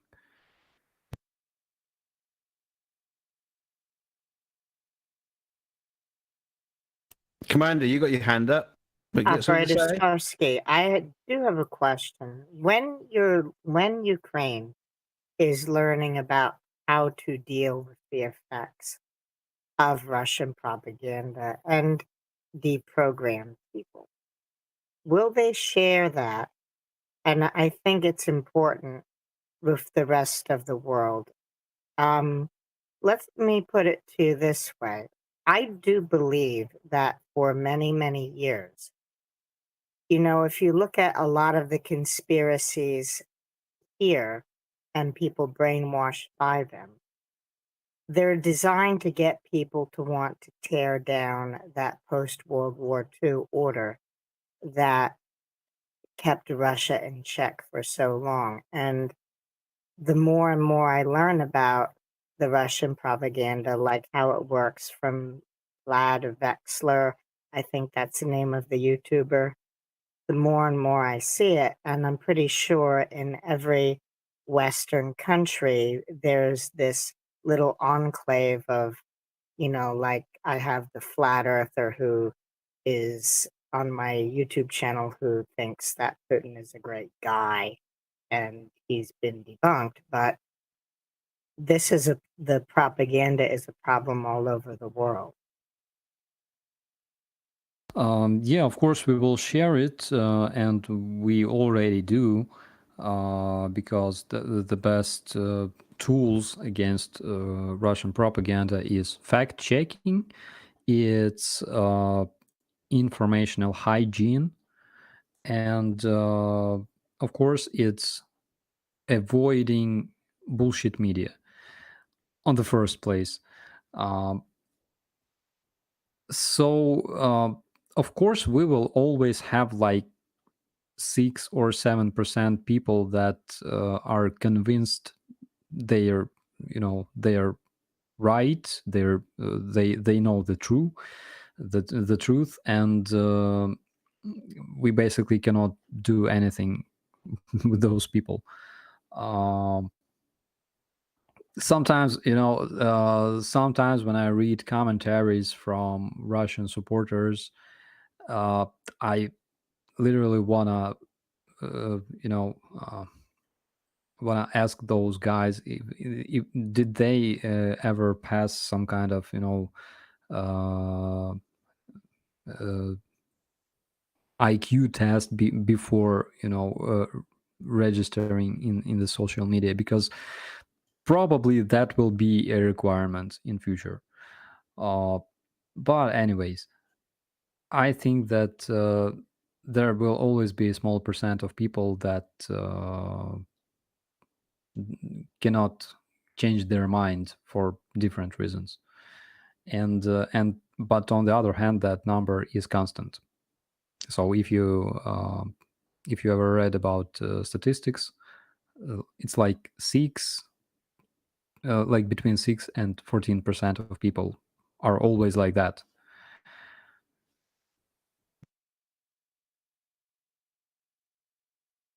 Makes sense.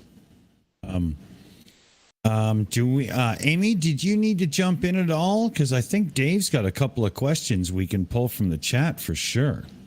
Sure. I'll just grab this one real fast. We just got one in from T77 for €4.99, who says Russia does not own the Russian language, nor does it own the shared history of Ukraine and Russia, which began in the, and I'm sorry, I cannot read Cyrillic. That's the only thing I can't read. I can't pronounce that. So I'm very sorry about that. But and then we also got one from Jane E. Adair for £4.49. Thank you so much, Jane. There was no message attached, but if you have a comment that you would like highlighted, we'll get that read out right away for you. Thank you so much. Absolutely. Absolutely. Thanks, everybody. So, yeah, let's turn it to Dave and we'll get a couple of the viewer questions in. Make sure we're caught up. Yeah, for sure, for sure. I just want to combine a few as well. I'll start with this one, though, from Suzanne Poosh. I heard there are regions in Russia that China wants back very badly. Maybe they end Russia when they are weak. Interesting idea. Yeah, I think it's possible because, again, China only thinks about China, and if Russia is weak, they can literally take those territories back, and people won't really protest about that. I think people living in those regions. So there is quite a possibility, but I think that we should keep being conscious, and yeah, our current situation is, we all want to hope for best, for Putin's cancer, for China swallowing part of Russian territories, for meteoroids striking Kremlin and stuff like that. We would all want to hope for that, but there's reality, and we should always return to the real world.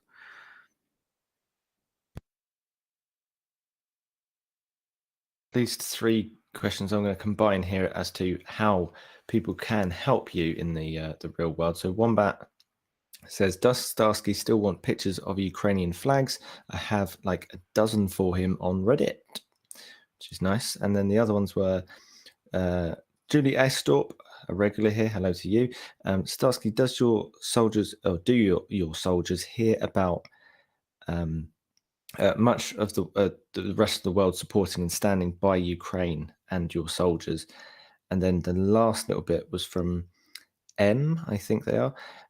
Could you please ask Starsky if there are any organizations we can donate to that get care packages, books, magazines, cigarettes, etc. out to the front lines? Thank you. There's a bunch of volunteers you can donate to, as well as charity funds. I think that it would be a great idea if I could collect a bunch of addresses of those volunteers, and I could post them on my YouTube, for example. That would be cool. Yeah, We'll post them. Yeah. Yeah, there's Diana Makarova. She supported us yet in 2016 when my brigade was deployed in Stanitsa Luhanska. There is the charity. It's small charity fund, but it does its job. It's called Vatra, and there's Come Back Alive, of course, one of the most famous ones, and there's also a charity fund of Serhiy Pritula. He brings drones and scopes and many other useful things to Ukrainian army. So those are like 4 major volunteers and charity funds that I personally trust. And it's like, when we have this funny saying, drunk European calls his ex, and drunk Ukrainian calls his volunteers and sends them donations. So that's what we do, actually. So it's like every morning you just get up and scroll through Facebook and find, those PayPals or bank accounts of guys who are collecting money for like cars or rifles or scopes or drones or whatever, and you just send as much donations as you can. So that's what we basically do every morning. And I missed the first question. I think it was it. Can you read it, please? Yep. Does Starsky still want pictures of Ukrainian flags? Yeah. So I wanted to say that it's basically my job and job of people like me to bring this information about the international support of Ukraine to our soldiers. So they knew that not only they are fighting for their own families, but also for the rest of the world that supports them. And that's why, yes, please keep sending me pictures and videos, because that they are very, very important. I'm going to make series of those publications for our soldiers. Well, before we turn it to DK here, I wanted to say our very own family member and, absolute supreme supporter, Samantha Williams in the chat, is the one that started this with Starsky. So everybody in the chat gives Samantha a big hug and a big heart, because this is a woman who works with children that need a little bit extra in life. And still, she's doing all this on the side and whatnot to make sure she had the kids do drawings, sent them in and whatnot. I mean, let's give a cheer to somebody who makes the world a better place, right? Come on. Yay. Yay, big hugs. Big hugs. Yeah. Thank you so Exactly. much, Samantha. Yeah, thank you so Thank much. you. So I had an idea to, so I think it takes time for those drawings that were made by those kids. It will probably take time for them to, be shipped to Ukraine, in case it's even possible. So I think that I can literally print them out in color and stick them somewhere in our canteen, for example, and that would be great. Good shouts. So, yeah, DK, take your turn there, and then we'll get back to Aimee, because it's already happening again. You better get in, buddy. Getting quick. Not the first time I've heard that. Starsky, you gave me an idea actually when you were talking about someone who's like sending in donations of useless things. You slipped your words. Now I'm kind of wondering about that.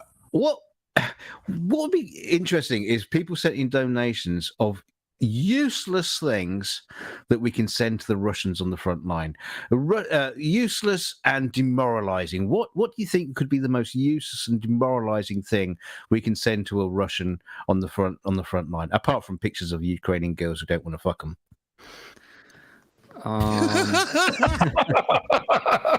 Dead batteries. Dead batteries, yeah. Dead batteries, yeah, sounds great. Dirty underwear. Used dirty underwear. So today it was in the news actually. So Russians are using their drones with fishing wires attached to them. Those how you call them, like string, No, you're right with fishing wire. We got it. Yeah, the fishing wire. So they attach fishing wires to their drones because they're scared that They're going to lose them. yeah. Anyways, one of the things that can demoralize them is, I think it's something related to their loans, because Russian families, they often take this loan to be able to purchase apartment, and one of the reasons why they go to the front lines is that because in case they're dead, their wives will receive those money. So I think that we should invent something dedicated to this, because there were cases, for example, when a soldier died and his wife only received like part of this compensation, because his father received another part, and she was crying because she was unable to pay out her debt, which was kind of interesting. That's horrible. Yeah. Yeah, but you gotta read Russian forums. They are so they're happy. I mean, they're celebrating. Like, oh my god. In fact, What? Because someone has died and they've got like 150 rubles to go towards the mortgage. come on, they can pay out the debt.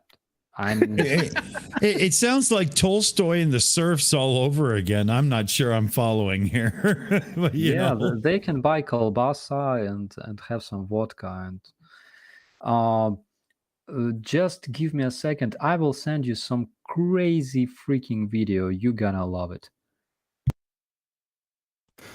All right. I'll get it all ready here. So I know we could bring Aimee in for a couple. So why don't we do that right now?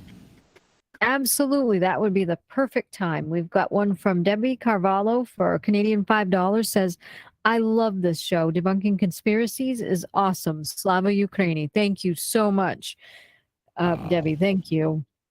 And then we have one from our very own Mipet 69, who donated Australian $2, says, fuck alarms that don't go off. Sorry, guys. Thank you so much. And then we have one from Mary Tyson for Canadian $5. She says, Starsky, the fire within you is stronger than the fire that's on the outside. Thank you so much.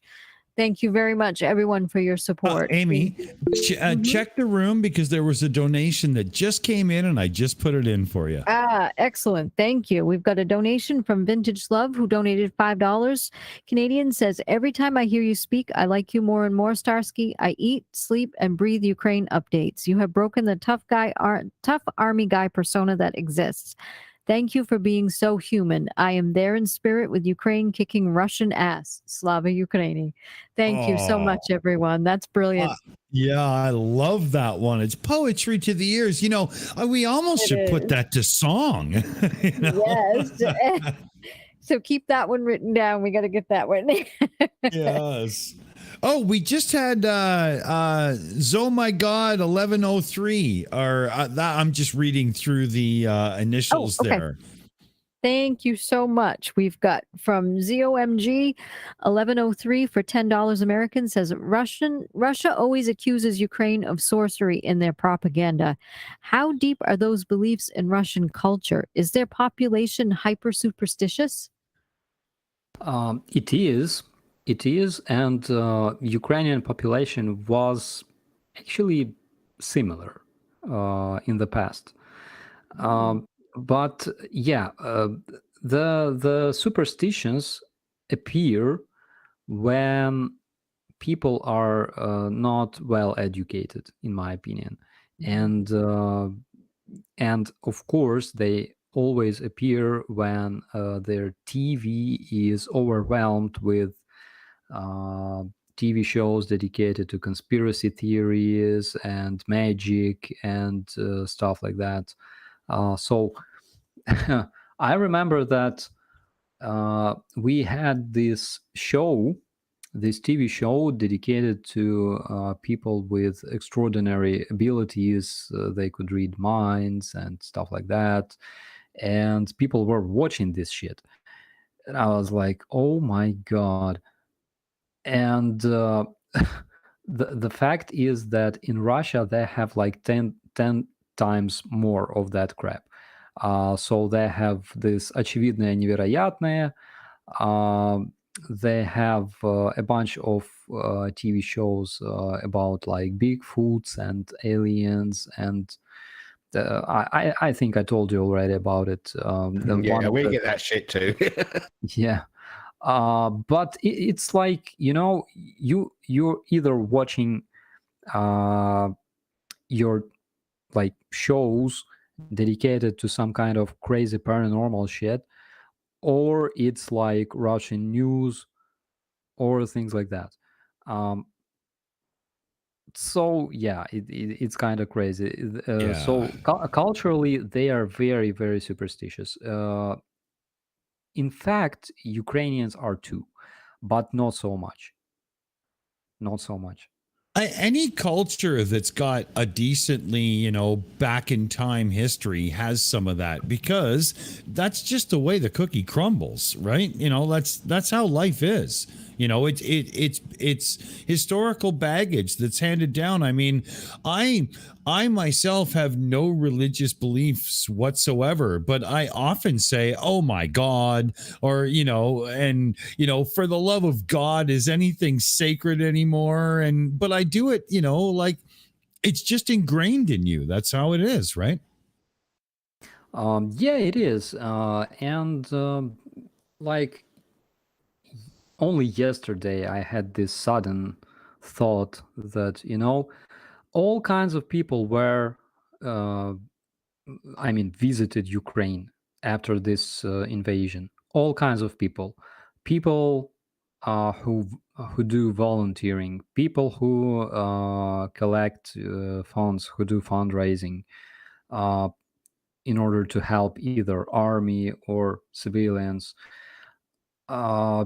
politicians, members of European Parliament, members of other parliaments of other countries, like all kinds of people, like journalists, like like those religious organizations that help poor people or refugees or etc. Actually, yeah, they're active as well. But the only person who didn't come to Ukraine yet is Pope. I mean, Pope. Wow, really? Yeah. Well, he's actually busy in Canada right now answering for the Catholic school system, where they literally took Native kids from their homes. And what they're finding in Canada right now, Starsky, this is horrific shit, buddy, is most of these school locations have unmarked graves in them. Oh, my God. Yeah, and we're talking a lot of them. A couple of the schools have found like what seems to be, with ground penetrating radar, at least a good 100 or so per school. Like it's a developing thing. It's going to take a bunch of years, but it's not going to be good. It's going to be a stain on humanity. Like it's bad. It's bad. Yeah. Yeah.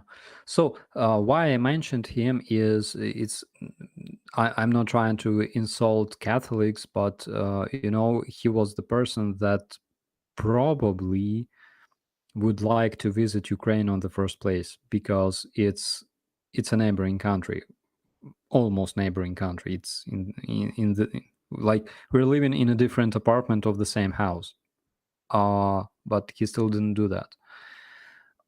So I have like different versions, like why he didn't come to Ukraine yet. Yeah, but I'm gonna keep them to myself, at least for a while. Yeah. Let's see here. Where do we go now? Okay. I will share them with you if you want. Okay. So in Eastern Europe, we're talking about Ukraine, Georgia, Russia, Belarus, probably Poland, but I'm not sure. Yeah. So no, I think not Poland, but our part of the world. So we had this mafia since 90s, because 90s in post-Soviet era were tough.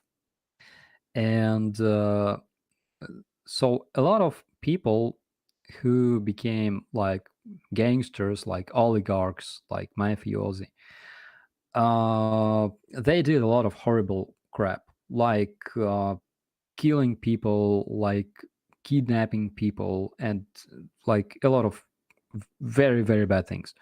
So what they did was they donated a lot of money to religious organizations and churches. Why? Because they thought that it works like magic. Like you can do all kinds of crazy shit, and then you just bring money to a church, and boom, and you're almost saint. You're okay. I mean, your sins are forgiven. I mean, and that's why, I mean, in their homes, like you could visit any kind of bandit. He would have like his wall literally covered in those images of saints and stuff like that. Bandits would carry like 5 crosses on their necks, like maybe more, and things like that. Like a lot of criminals are very, very religious people, even despite the fact that they do things that are so much forbidden by religion. So they just want the ultimate forgiveness, I guess, in the end. Yeah, probably, but it's like it's kind of. I mean, religion is not magic. It doesn't work that way. You don't do shit. I mean, in order not to go to hell, or if you do, you gotta. You gotta be sorry about it, but like, well, yeah, well, that's the thing. That's the thing. At the end of the day, you can do what the fuck you like in religion, as long as you can, if you're a religious person, as long as at the end, when you're at the gates, you go, "I'm very, very, very sorry," and you're okay. Yeah, forgiveness is the key thing. Yeah, so that's why those mafiosi, those bandits, they believe that it works like magic. It's like you can drink, you can do whatever you want, you can kill people, you can steal stuff, you can raid businesses and shit like that. And in the end of the day, you would just bring some money to a church, and voila, you're cleared. Okay, that's called laundering, isn't it? yeah.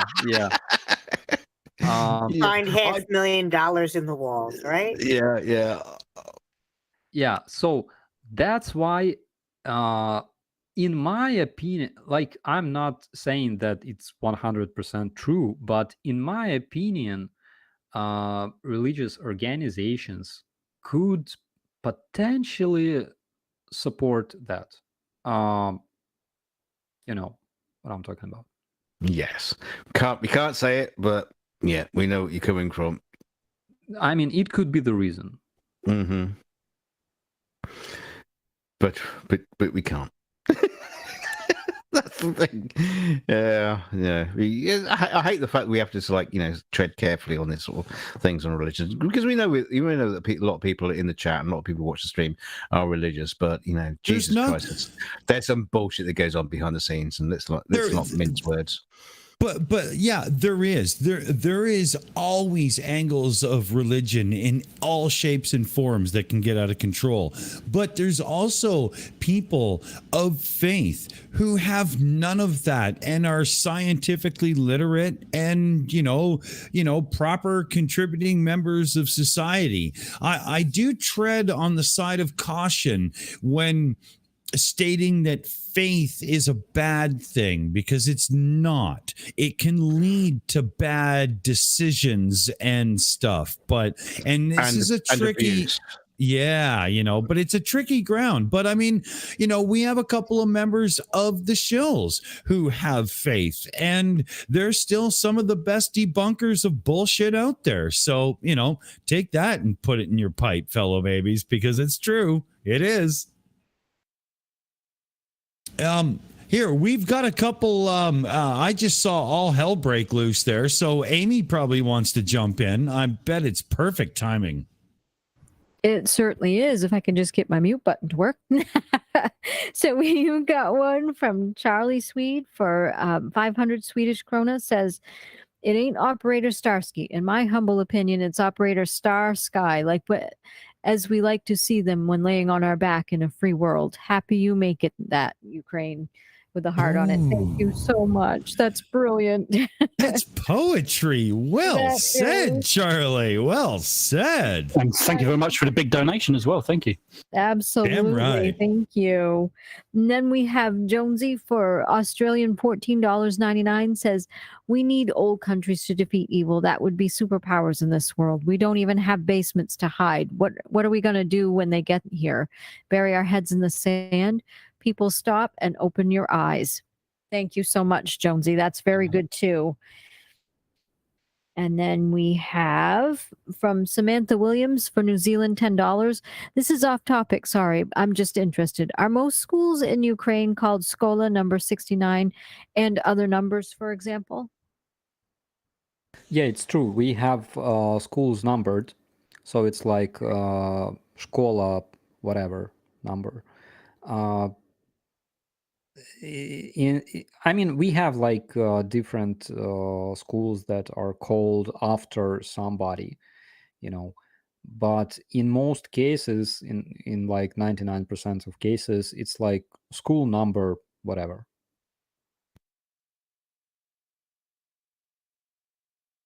That was a good question. And of course, Samantha is, an educator of the children that, Aimee and I are very partial to. So, Absolutely. Yeah.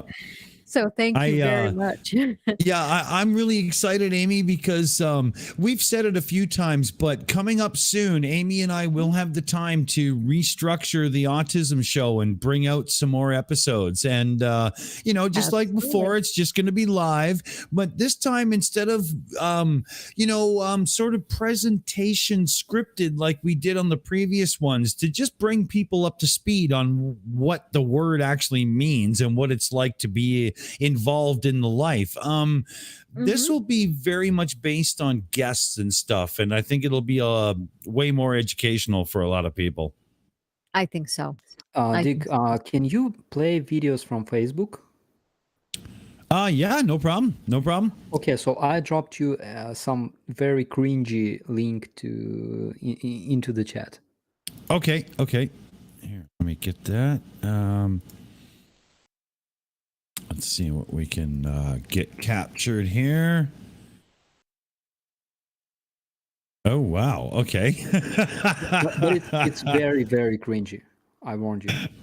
All right. So let me get bet the sound will come out of here. So I'll pump it that way. I'll do this one too, just in case. Okay. I think we got this. Now, let's do, because of the nature of the beast here, and you'll see what I mean. we gotta what is that? What happened? That was weird.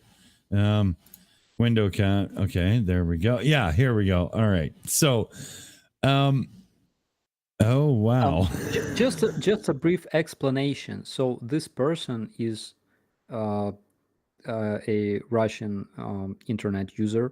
She's very happy because she has a sausage.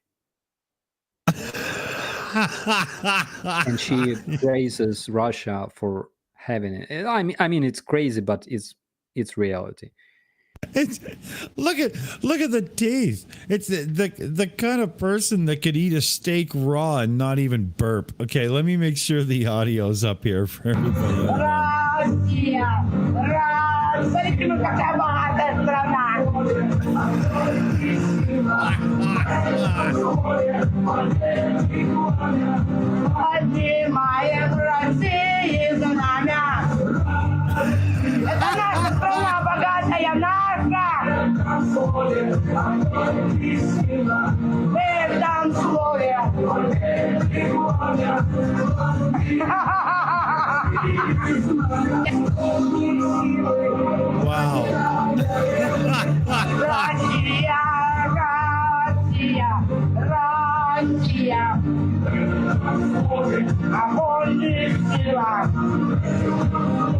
Смотрите, как мы богато живем, Россия.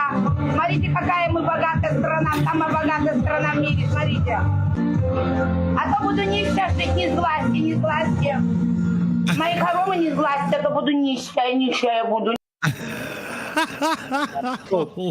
She's singing together with that. Yeah, and she's saying that Russia is the very rich country, and she's celebrating, obviously. But the funniest fact is that she received a lot of commentaries from her viewers that say, "Oh yeah, I had sausage today as well. Look at that." Yeah, I mean, am I the only one who's suddenly turned off oral sex? I was away from a computer for like about a minute or so, and I didn't know what was going on, and I just literally stepped back with this woman in front of a camera eating sausages, singing. I just thought, what the fuck is going on here? yeah. With every crumble that fell out of that fucking gape tooth mouth, I got sicker and sicker. Oh my god. I can't wait for you to deal with a copyright strike on that one. Yeah, if that's a sign of your country doing well, trust me, I'm staying where I am. I'm just not sold, Commander.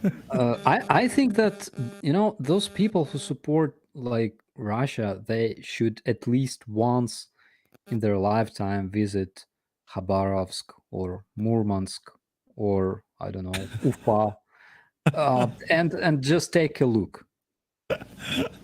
Oh, that was nasty. Commander 401, go for it. My grandfather actually had firsthand experience. Anyone who didn't get out of it was actually Eastern Poland. Aunt Leia went back after World War II. No one was there. But my grandfather had, firsthand experience. He said that he rarely ever disparaged anyone. He said that whole country has been mind fucked for centuries.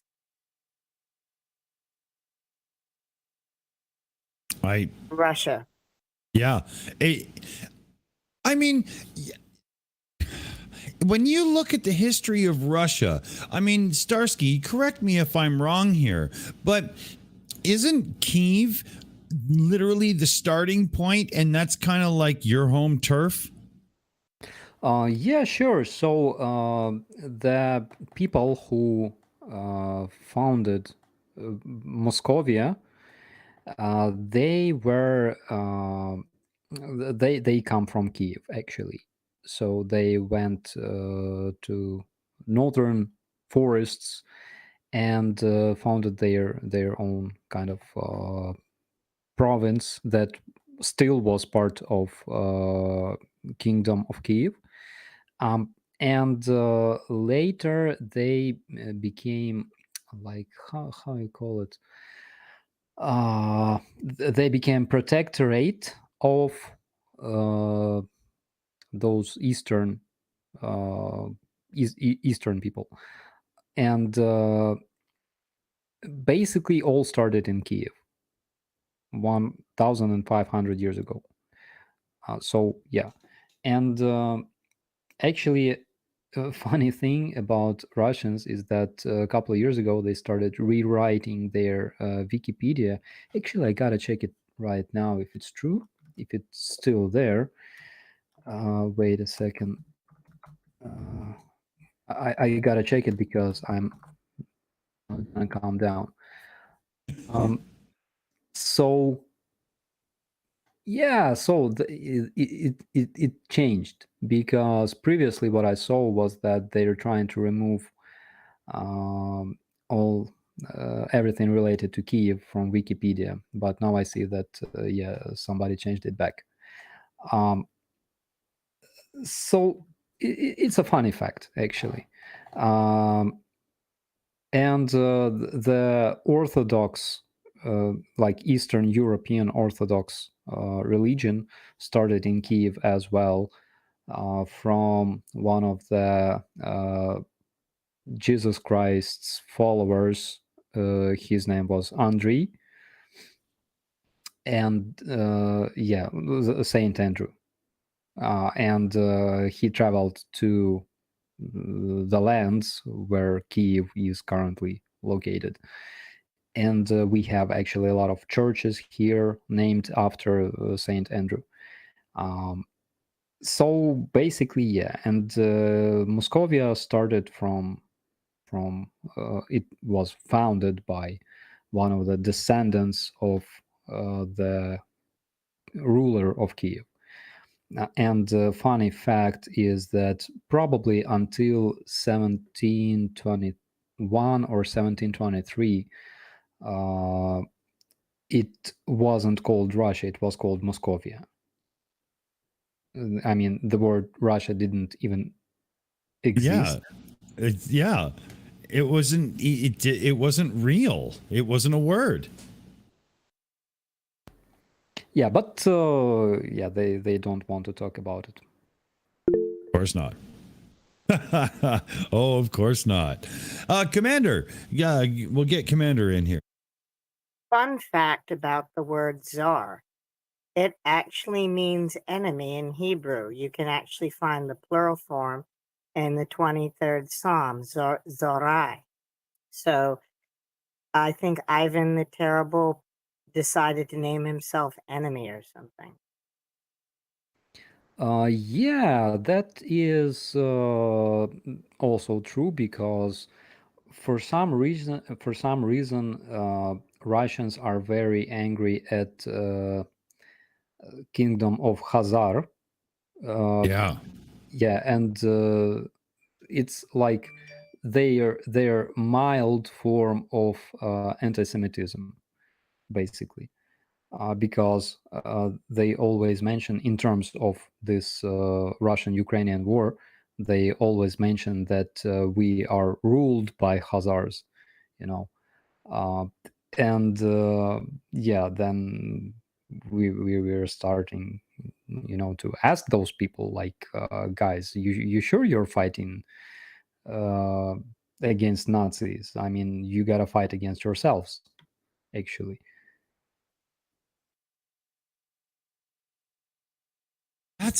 And for those who don't know, Ha means the in Hebrew, and I guess they're saying they're fighting against Hazars, the enemy, right? Yeah, and Commander knows Hebrew, like Vishanti on the channel. We got a couple people that actually can speak from authority on that angle. Lucky us, right? You know, imagine, you know, having a group of people from around the world that actually know things. Commander, it's amazing, isn't it? If the key to actually learning something is to pay attention, everyone should do that. So what am I doing here? We don't know. Nobody knows.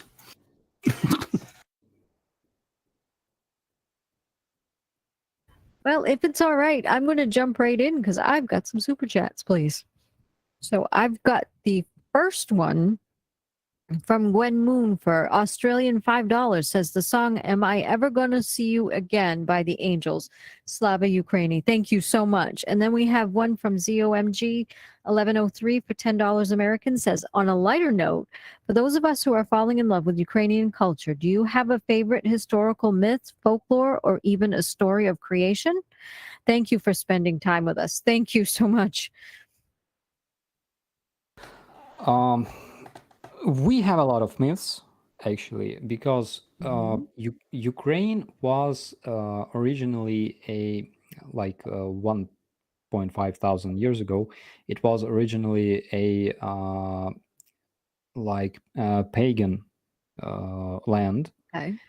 and our people worshipped like sun and stuff like that, and different gods, and a lot of their beliefs were actually brought from Scandinavia, because Kiev, for some period of time, was ruled by a dynasty of Askold and Dir. Those guys came from north, from Scandinavia, and they brought a lot of their Viking beliefs. Viking is a popular way of calling those people. And also after that, one of our rulers went to Byzantium, and in Constantinople he learned that there's like Orthodox Christian religion, so he brought it to Kiev and baptized Kiev, actually. So people, and by the way, in majority of cases they were converted forcefully. They were converted into Christian religion, but they still had a lot of their cultural, like pagan traditions. It's very similar to what we have nowadays in Latin America, where people mostly believe in Jesus Christ, but they still have a lot of things from the past in their culture. So That's cool. it's kind of it's a very interesting mix, and we still have that, and that's why we're so superstitious, I would say. But again, not as much as previously, because I remember all those crazy so we had this among in rural areas, like in villages, we had this for example, when you have a baby and you want to cut this baby's nails, your grandma would tell you to do it with your teeth, and you would be like, what? And she would say that, we did it when my great grandpa would do it with my teeth, and you would like, what the we have like scissors for that, or Right. nail clippers, but that's not the craziest shit. So people would put a a cloth, like when you have a baby and you want to give your baby a bath, they would put a cloth on the bottom of the bathtub, or they would wrap the baby into cloth and bathe the baby like that. And Oh, wow. And the question was like, why? So there were two answers. Actually, there was only one answer, because the baby would probably get cold, and you would like, but in a warm water. So Right. the origin of this, you would be amazed. The origin of this is that 100 years ago, the bathtubs were made out of wood. Okay. Yeah, and if you're bathing a baby in a wooden bathtub, it could potentially get this Splinters. yeah. Yes. So that's the reason why they would put cloth on the bottom of the bathtub. So yeah, nowadays we don't have that, but still some people do that because it's like part of tradition. Yeah. Which is awesome. kind of stupid, and we laugh a lot about it. But yeah. Well, I still do that. I have a bath with my clothes on. I can get two things done at the same time. It's great. Oh my god, that's too funny. And then we just have one final super chat right now from Samantha Williams for New Zealand $10. Says Ukraine should put up a reverse monument to Putin instead of celebrating him, make it really ugly. So basically realistic, and make it free license to throw stuff at it and write stuff on it. That is one of the best ideas of the night. Thank you so much. Okay, I put forth my idea for a monument to Putin right now, and it would be a public toilet. And it's only for use for those that have sickly hangovers and internal body stresses and that just take the nastiest things you've ever fucking heard in the morning. It's for them. It's yes. And it mouth shall is never the be bowl. cleaned. That's right. And she came back and said his mouth is the bowl. Perfect. Thank you so much, Samantha. There was a very funny story So one of the Russians' most prominent propagandists, her name is Skabeyeva. So she once had a TV show, and she was like, she was very angry at Ukrainians because Ukrainians call Putin a dickhead. It's like officially, like, since 2014. And I'm not kidding. It's kind of calm though, dickhead's not. It's not bad. It's not the worst thing you can call him. Yeah, I mean, if in Ukraine you are called a dickhead, you can literally ask, why are you calling me Putin? So, and she was very angry, and she dedicated a whole show to this, and she made a very, very big mistake because she was punished for that. Because this became very widespread after that. So she basically helped Ukrainians to, to spread this, to popularize Putin being called a dickhead, which was great. And she was severely punished for that after this this TV show. Starsky, there's been a lot of comments in the chat about toilets, and it's obviously in response to your recent community post. But, so you posed the question, but I do believe that I nailed the answer, right? Yeah. So true. So why don't you tell everybody the question and I'll fill in the answer. Yeah, so the question was, and it was with an attached picture. So the question was, why do Russian soldiers always steal toilets?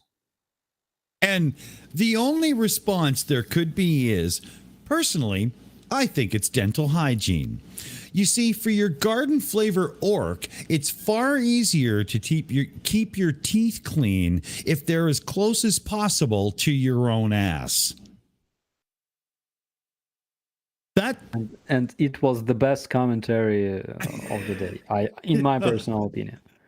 I was actually, I was on like Beer 8 last night when I saw that post of yours, and I posted that, and I didn't even hesitate. It just simply came out. I didn't even know what I was typing. It was just like, one of those moments, but I was happy with myself when I was done. Yeah, and someone else commented that it's because they use it like a shell, like those crustaceans, like creatures. after they grow up from a smaller shell, they change it for a bigger one. It was hilarious. That's a good one.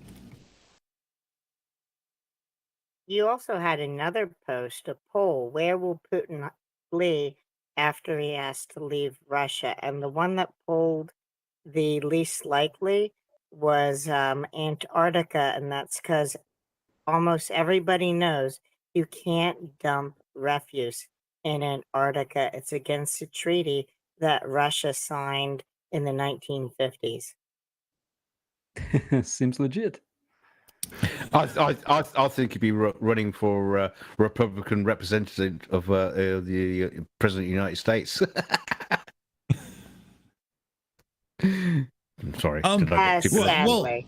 We had McCarthy in the chat saying, read my comment, please, on that post. But I'm looking back and I can't find what comment you're kind of talking about. So let's see here. At Mary Tyson, are you literate? Well, that's not looking good already. Mary Tyson, what, McCarthy? You sound like a Russian bot. Yeah, and see, Mary's been around for a while, so I lean to her side already. McCarthy also says, thank you, Starsky, have my babies. I don't think that's physically possible.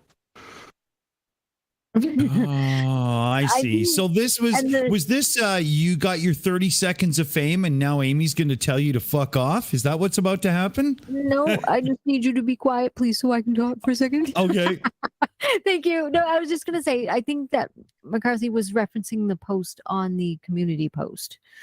I think they had made a comment on that. And I think Starsky read that one out as well. So I think we're all set on that. So, okay. Everything's all handled, other than that. I wasn't sure. I was like, "What the hell happened there?" But hey, That's right. So Aimee knows what's going on here. Yeah. Well, that's why I turned to her because I wasn't sure. Exactly. We bow to your judgment, Aimee, as always. Thank you. Thank you. Well, when you're in the back clicking buttons and stuff, you miss some of the shit, and you're like, "Wait a minute, what's going on here?" What's going on here? Somebody's all caps freaking out, and I'm like, "Oh God, what's next?" We can bypass. Let's move on. That's right. That's why you have a diplomat in the chat here. We're all good. So, not me. So, yes, this was very good. It was a joke, and it was all misunderstood. It was all a misunderstanding anyway in the chat. So everybody's all good. So nobody. Those have happened a few times because all it takes is one missed message, and then you see a back and forth, and you're like, "Whoa, wait a minute!" But you didn't see that it started with humor, and you have no idea, right? There's context, exactly. Yeah, exactly. Especially when we're working so fast and everything. So I'm like, "You're attacking one of mine," okay. My bad. All right, that's fine.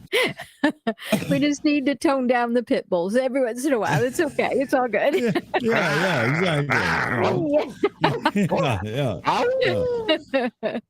But everybody defends their own. That's just how it goes, man. Of course, at least you should. Oh, well, yes. Well, yes, you should. God knows I do. At least I try. And we do. And we do, and that's why it's all when we all come in and say it's okay. So, we were talking about war veterans earlier and the effect post-war and whatnot, and we have somewhat of a history of post-war vets in North America because there has been some conflicts, but there's always distance between the lands you're fighting in North America and stuff. There's not been a lot of conflict on North American soil in a long time, and I wonder. Ukraine is next door. Yeah, that's what I'm getting at. Right? I'm wondering if there's a lot more to work over because of the conflict due to the fact that you literally have neighbors from 20 miles apart separated by a border now with guns in their hands and stuff. I mean, that must fuck people's shit up, Starsky. There's got to be some of that, right? Yeah, probably. And I must say that it doesn't make me happy because, like in 2022, we shouldn't think about such things as fucking war and missile strikes. I think that civilized part of our world had already, stepped away, and people are thinking about other problems like global how you call it, oh my god, global warming. Global warming, yeah. Yeah, and shit like that. And economy and all that kind of shit. Yeah, economy, artificial intelligence, medicine against cancer, and fighting COVID and shit like that. That's important. And as a military, when people think about war, about how to deal with it, how to hide from missiles and bombs, it fucking doesn't make me happy. And yeah, I was forced to force my people to think more about it back in 2021, because I saw this shit coming. So yeah, in the war there's absolutely nothing beautiful. There are people who are born to be warriors, and they kind of enjoy it, and we need those people as well. Like in our recon company, those guys are absolutely crazy and beautiful at the same time.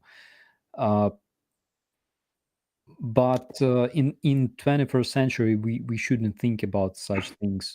Well, the thing is, Starsky, warfare has been going on constantly all the time, but it's all done through social media. It's all being done, by underground cyber attacks and shit like that. But to actually get to a point where people have to pick up a gun and to actually defend their land in a physical, destructive way like that. You're right. In 2022, that shit shouldn't be happening. I mean, no war should be happening, for fuck's sake.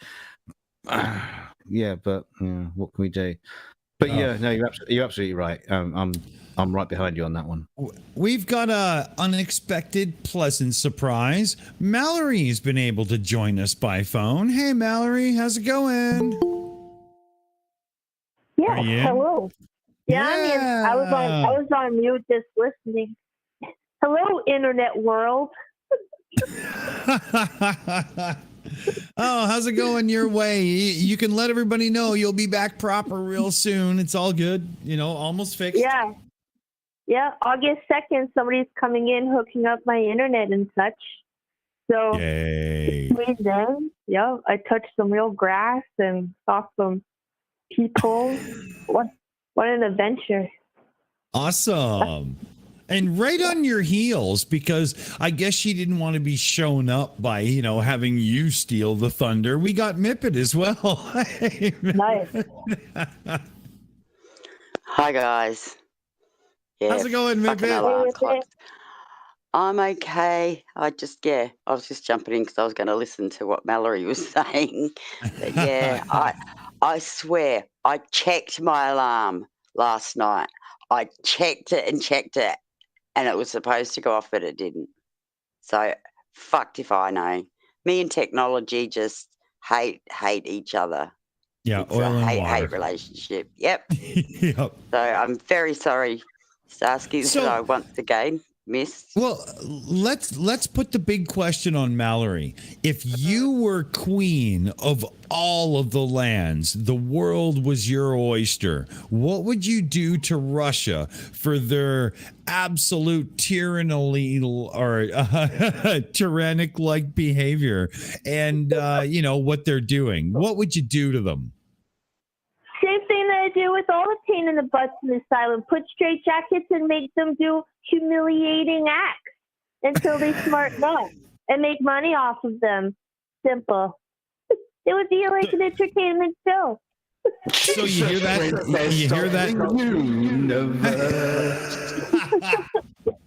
You hear that, Putin? You better put a condom on that tiger because it's coming for you. Yeah. Oh God. Okay. Yeah. Well, it had to go there. You know, that's how we do it. Yeah. Where I have to go over to the questions room because we have a couple. Donnie Boy 73 had said, "Hey, plastic bag on Putin's head, right? That's a condom." Well, you know, it depends on how you do it, but yeah, that would work pretty well." We had a question from Donnie Boy 73 here. Hey, Starsky, I just read this in the news today. The civilian head of the U.S. Air Force said the service might be open to sending ground attack planes like the A-10 to Ukraine. Yeah, I already answered this question, bro. Oh, did you? It wasn't thumbed up in the questions room, so somebody didn't do their job. Damn it. I must have been like on pee break or something and wasn't here for that one. Damn. Oh well.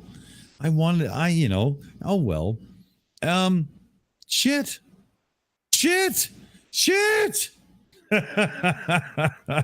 We also have Madeline Suzette. I wonder if we got this one.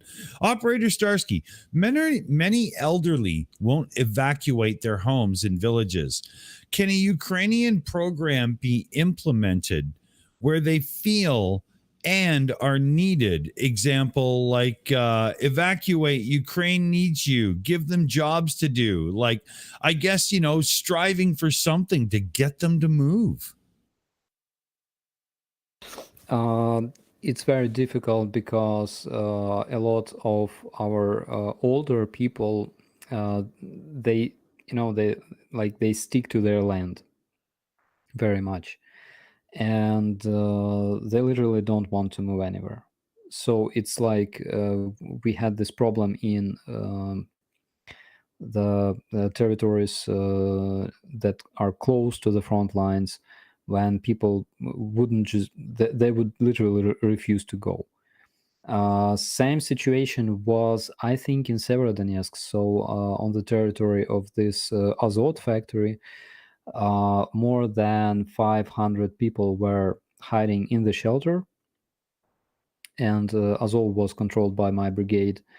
And they refused to, majority of those people refused to evacuate, even despite the fact that we had opportunity. We could help them cross the river, because my whole brigade basically crossed the river, everybody was safe. But majority of people refused. It's not surprising. That's an old school thing. This is my place. That's where I am, man. Yeah, I can understand them. I can understand them. Yeah, totally. And they're like, no matter what happens to us, but this is our home, Yeah. I mean, they've seen regimes come and go, and it's just like, yeah, fuck it, yeah. You just move the borders as much as you like. This is still my fucking home, and I'm not moving. Yeah, I mean, you get married, you move in with your new wife to a home, you have your children there, you raise them and stuff, and some asshole with a gun comes along and says, "You got to go." It's like, fuck you, buddy. Seriously, Yeah, totally. That's why it's a problem. But fortunately, at least we managed to get them to safety, to the shelter, because, for example, when you come to village of Moshchun, it's not far from Kiev, you can see that it was bombed house after house. So Russian artillery precisely destroyed houses, so there was no more sense to defend the village. But fortunately, they didn't manage to destroy all the buildings, so they destroyed 2,000 out of 3,000 buildings in the village, and they didn't manage to capture it completely. Well, we're coming up on 3 hours, and it's late your way, Starsky. Should we do our wrap ups and good nights and stuff, and we can throw it to an after show if we anybody's still up to hanging out? Yeah, I think it sounds great, guys, because I really gotta go to sleep tonight. Yeah, I just saw the time. I mean, we've been pushing the limits here. I do want to give a big shout out here. Aimee, I'll take this one here quick because I got it in front of me. Samantha W donated 1612 Canadian. Fuck Streamlabs. Just their currency. It's probably 20 New Zealand, right? That's what I'm figuring. Another quote that stuck with me from the documentary on the Rod. I can't accept that after all the wars we've had in the world, we're still resolving our problems by killing each other. It's so true, but Ukraine will be victorious now as they were then. I thank you very much for this commentary, and I totally agree on that. And personally, I support boxing. So in case you want to solve any problems like that, you just call out your opponent and do boxing. And this can solve problem. Putin, you hear that? We're coming for you. Next Saturday night, are you ready to rumble? He's got an amazing point. You got two leaders arguing about a strip of land. You want to send in thousands and thousands of people to start shooting each other and die? Actually, we'd rather see you just box it out. Fuck you. Do you remember Frankie Goes to Hollywood, the Two Tribes video? That's exactly what I was trying to narrate without giving it away. Or even better, chess boxing. Do you know about that? Yeah. So or they do, how about Starsky non-contact fighting? Hang on a minute. What's chess boxing? So they do one round in chess. They each of players do their move. After that, they do one round in the ring, and then they repeat. So whoever wins in chess or wins by knockout basically wins. And I think it's a great idea completely, because you challenge both abilities of your leader, okay, to think logically and to fight. And I think it's beautiful. That's amazing. I mean, have you seen people who play chess? They don't look like they could box an Amazon parcel. So we had this fighting club in Kiev. We had this fighting club in Kiev. It was like 8, maybe 7 years ago. We have an open air gym in Kiev. It's like a we call those pubs over here. But it's a better one because it's free for everybody. You can just grab your bag and stuff and come and have a training and see guys and talk and train together. And if you want, you can beat the shit out of each other. So it's open air, it's free for everybody. It's called Hydro Park, and you can, by the way, you can Google it. In Google, it's something like hardcore sport city in Kiev. You're gonna love it. So I attended this fighting club in Hydro Park, and I brought my friends there because beating each other improves friendship like 10 times. I'm serious. And one of my friends brought a freaking ping pong. And I was like, why did you bring the ping pong? And he was like, we can play. And I was like, you know where you are going, right? So it was so funny, and we decided that the funniest thing the funniest thing would be to see people playing chess in a fighting club. But on the other hand, it rocks. It rocks. It's it's cool. This is seriously a successful YouTube channel in waiting. Absolutely. I think you could probably apply the same idea to lots of sports. Like you say, ping pong boxing. So you do one round of ping pong, then boxing, snooker boxing. Auto racing and boxing, because everybody punch drunk should be driving an F1 car. So in Poland, they attempted to do something like that. So they mixed football, and I'm talking like rugby, with fighting. It was called fight football. So they would, so it's like mixed rules of rugby and MMA, and it looked very, very brutal. But I think. The idea failed. We used to play a game at school called Stone Age football, which was just like no fucking rules. You could do anything, and that got brutal. Lots of bloody noses.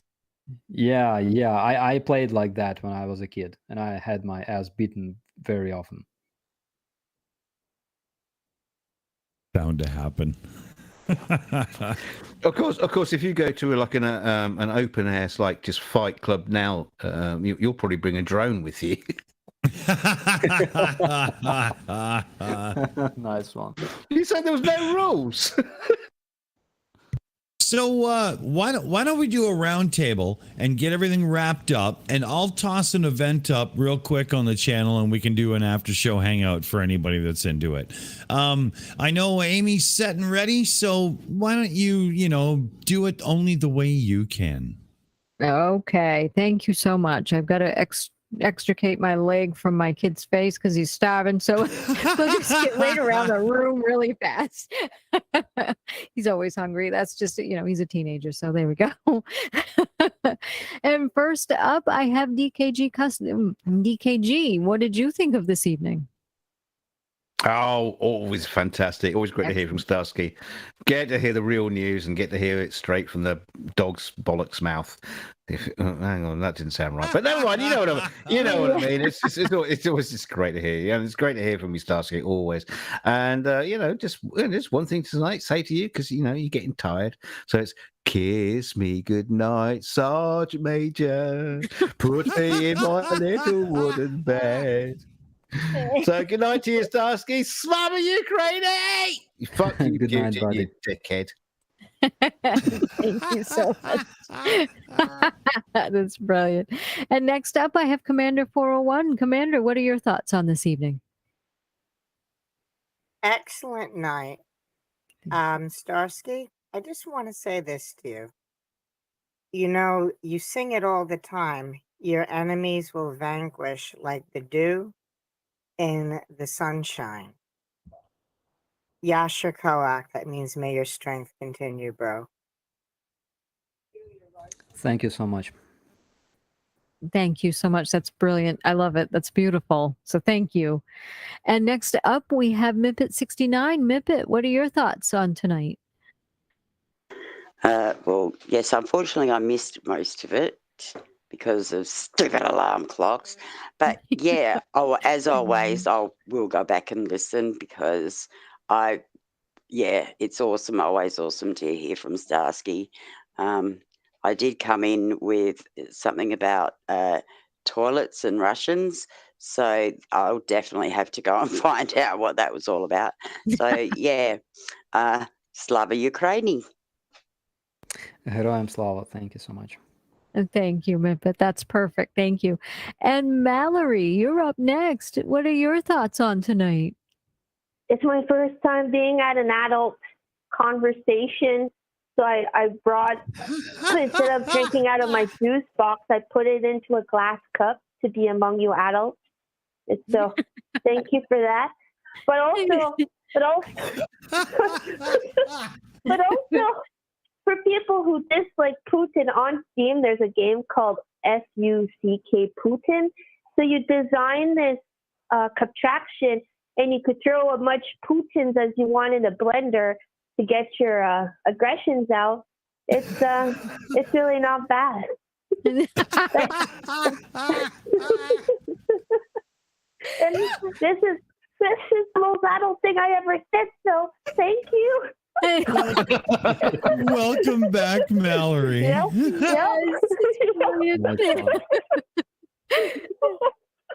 Yep. That's perfect. So thank you. I love it. Yeah. Thank you. And next up, we have M2M Matt. Matt, what are your thoughts on this evening? Oh, it's always good to hear from Starsky, isn't it? So I'm Yes, sorry it I haven't is. been on this show for quite a long time, but yeah, kind of back on this sort of scene a little bit, and I'll be hanging out with you guys a little bit more often on Good, tonight's show. good. So yeah, just great to hear from you, Starsky. Yeah, just a quick shill again, if I don't mind. Tomorrow night, GMT time or British Summer Time, whatever you want to call it, midnight tomorrow night, or it'll be 7 p.m. Eastern. I've got a debate with Jin on the moon landing, so I hope you can join us for that on this channel. I think what time is it in Thailand that night? Oh, I don't know. I know it's 8 a.m. in the morning in Japan, where Jin is apparently. So Yeah, but I want to reiterate, he said he is debating somebody who thinks humanity did not land on the moon, so do not miss this. Yeah. He's been spending. I've been talking to him to Discord DMs. He's been trying to psych me out a little bit. It's quite funny. So, yeah. He has no idea who he's talking to. He has as much potency as a feather. So there you go. Yeah, so I hope you can join us tomorrow night, midnight, 7 p.m. Eastern. So yeah, join us on this channel. Thank you. Thank you so much. That's brilliant. And yes, please tune in tomorrow night. Regular time for everybody that the normal pub chat time comes. Yeah. So definitely come and see that. It's going to be brilliant. It's going to be very comedic. It'll be a great break from bad news. So please join us for that. I've dealt with Jin before. Yes, he's a lot of fun. So there we go. So definitely tune in. And next up, we have our very special family member here with us, Operator Starsky. Starsky, what are your thoughts on tonight, please? Great night, and I appreciate all the commentaries and especially supportive commentaries, because yeah, we gotta keep our faith, and we should always remember that a lot of people around the world, a lot of decent people around the world stand for Ukraine, and we will not fail. So thank you very much. Thank you. And please stay safe. Before I move on with the rest of the closing out, I need to get the super chat from Dean Brown for $2 American, who says, "Pleasant dreams, buddy." Thank you so much. We appreciate all the support tonight. So thank you, everyone, for that. Last but not least, we have Dick Dawson. Dick, what are your thoughts on this evening? I have just been alerted by Shills Command of a tragedy that is sweeping the world. It is the Vabbers.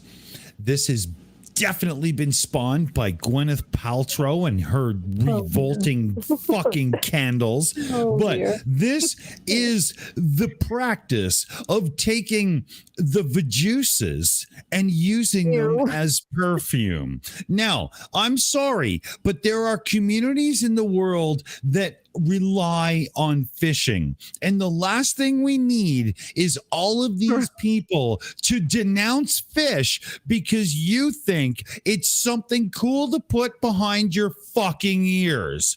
Vabbers, go away. You belong in the back of the closet with Gwyneth Paltrow's fucking candles. I swear to God, what has she started? People, please say no to vabbing. On that note, Aimee, what did you think? Thank you so much. It was a brilliant evening. It was really good. There were wonderful questions. We had a wonderful chat. Wonderful panel. Everything was great about tonight. So I do want to thank the panel for coming. Thank you so much. You guys did a great job. I want to thank especially the chat, everyone in the chat. Thank you so much for all of your kind words, all of your support, all of your great questions. This is how we learn about Ukraine. This is how we learn about the situation, and knowledge is power. So let's keep that up. Thank you so much. I appreciate it. And one thing I do have to say, and I was thinking about this while we were talking about Putin, and the reason why I pronounce it that way is because, which is basically curds and gravy, is because the other pronunciation, which is the way it's spelled, I struggle with some pronunciations. Yes, it would be a very rude word, and we do not want to call him that, even though he's very deserving. It felt ho. And while yes, but he's even lower level than a garden implement. So that so we'll just so for professionalism, we will just call him, curds and gravy. So there we go. So that's why. So exactly. He's pretty much a turd muffin. So there we go. It's a higher score. You're beyond muffin at this point. So, which is really bad. So, hey Putin, did you hear that? The most polite woman in the world just told you to fuck right off, bitch. Exactly. So definitely, yes, please fuck right off. That would be wonderful. And leave these wonderful people alone. You are a horrid neighbor. Stop it. Stop it. You've been told. You've been told. Yes. Time out is coming next. So there we go. Okay, Aimee, say one thing personally to Putin, and I will hit the button because you get the last word. Thank you very much. I am coming to poke you in the eye, Putin. So thank you very much. Good night.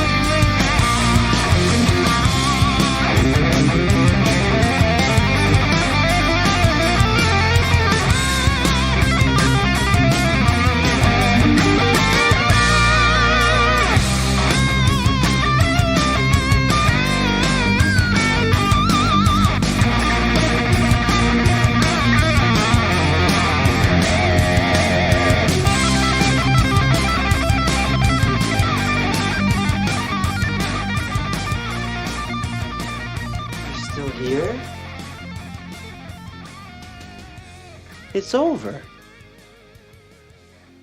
Go home.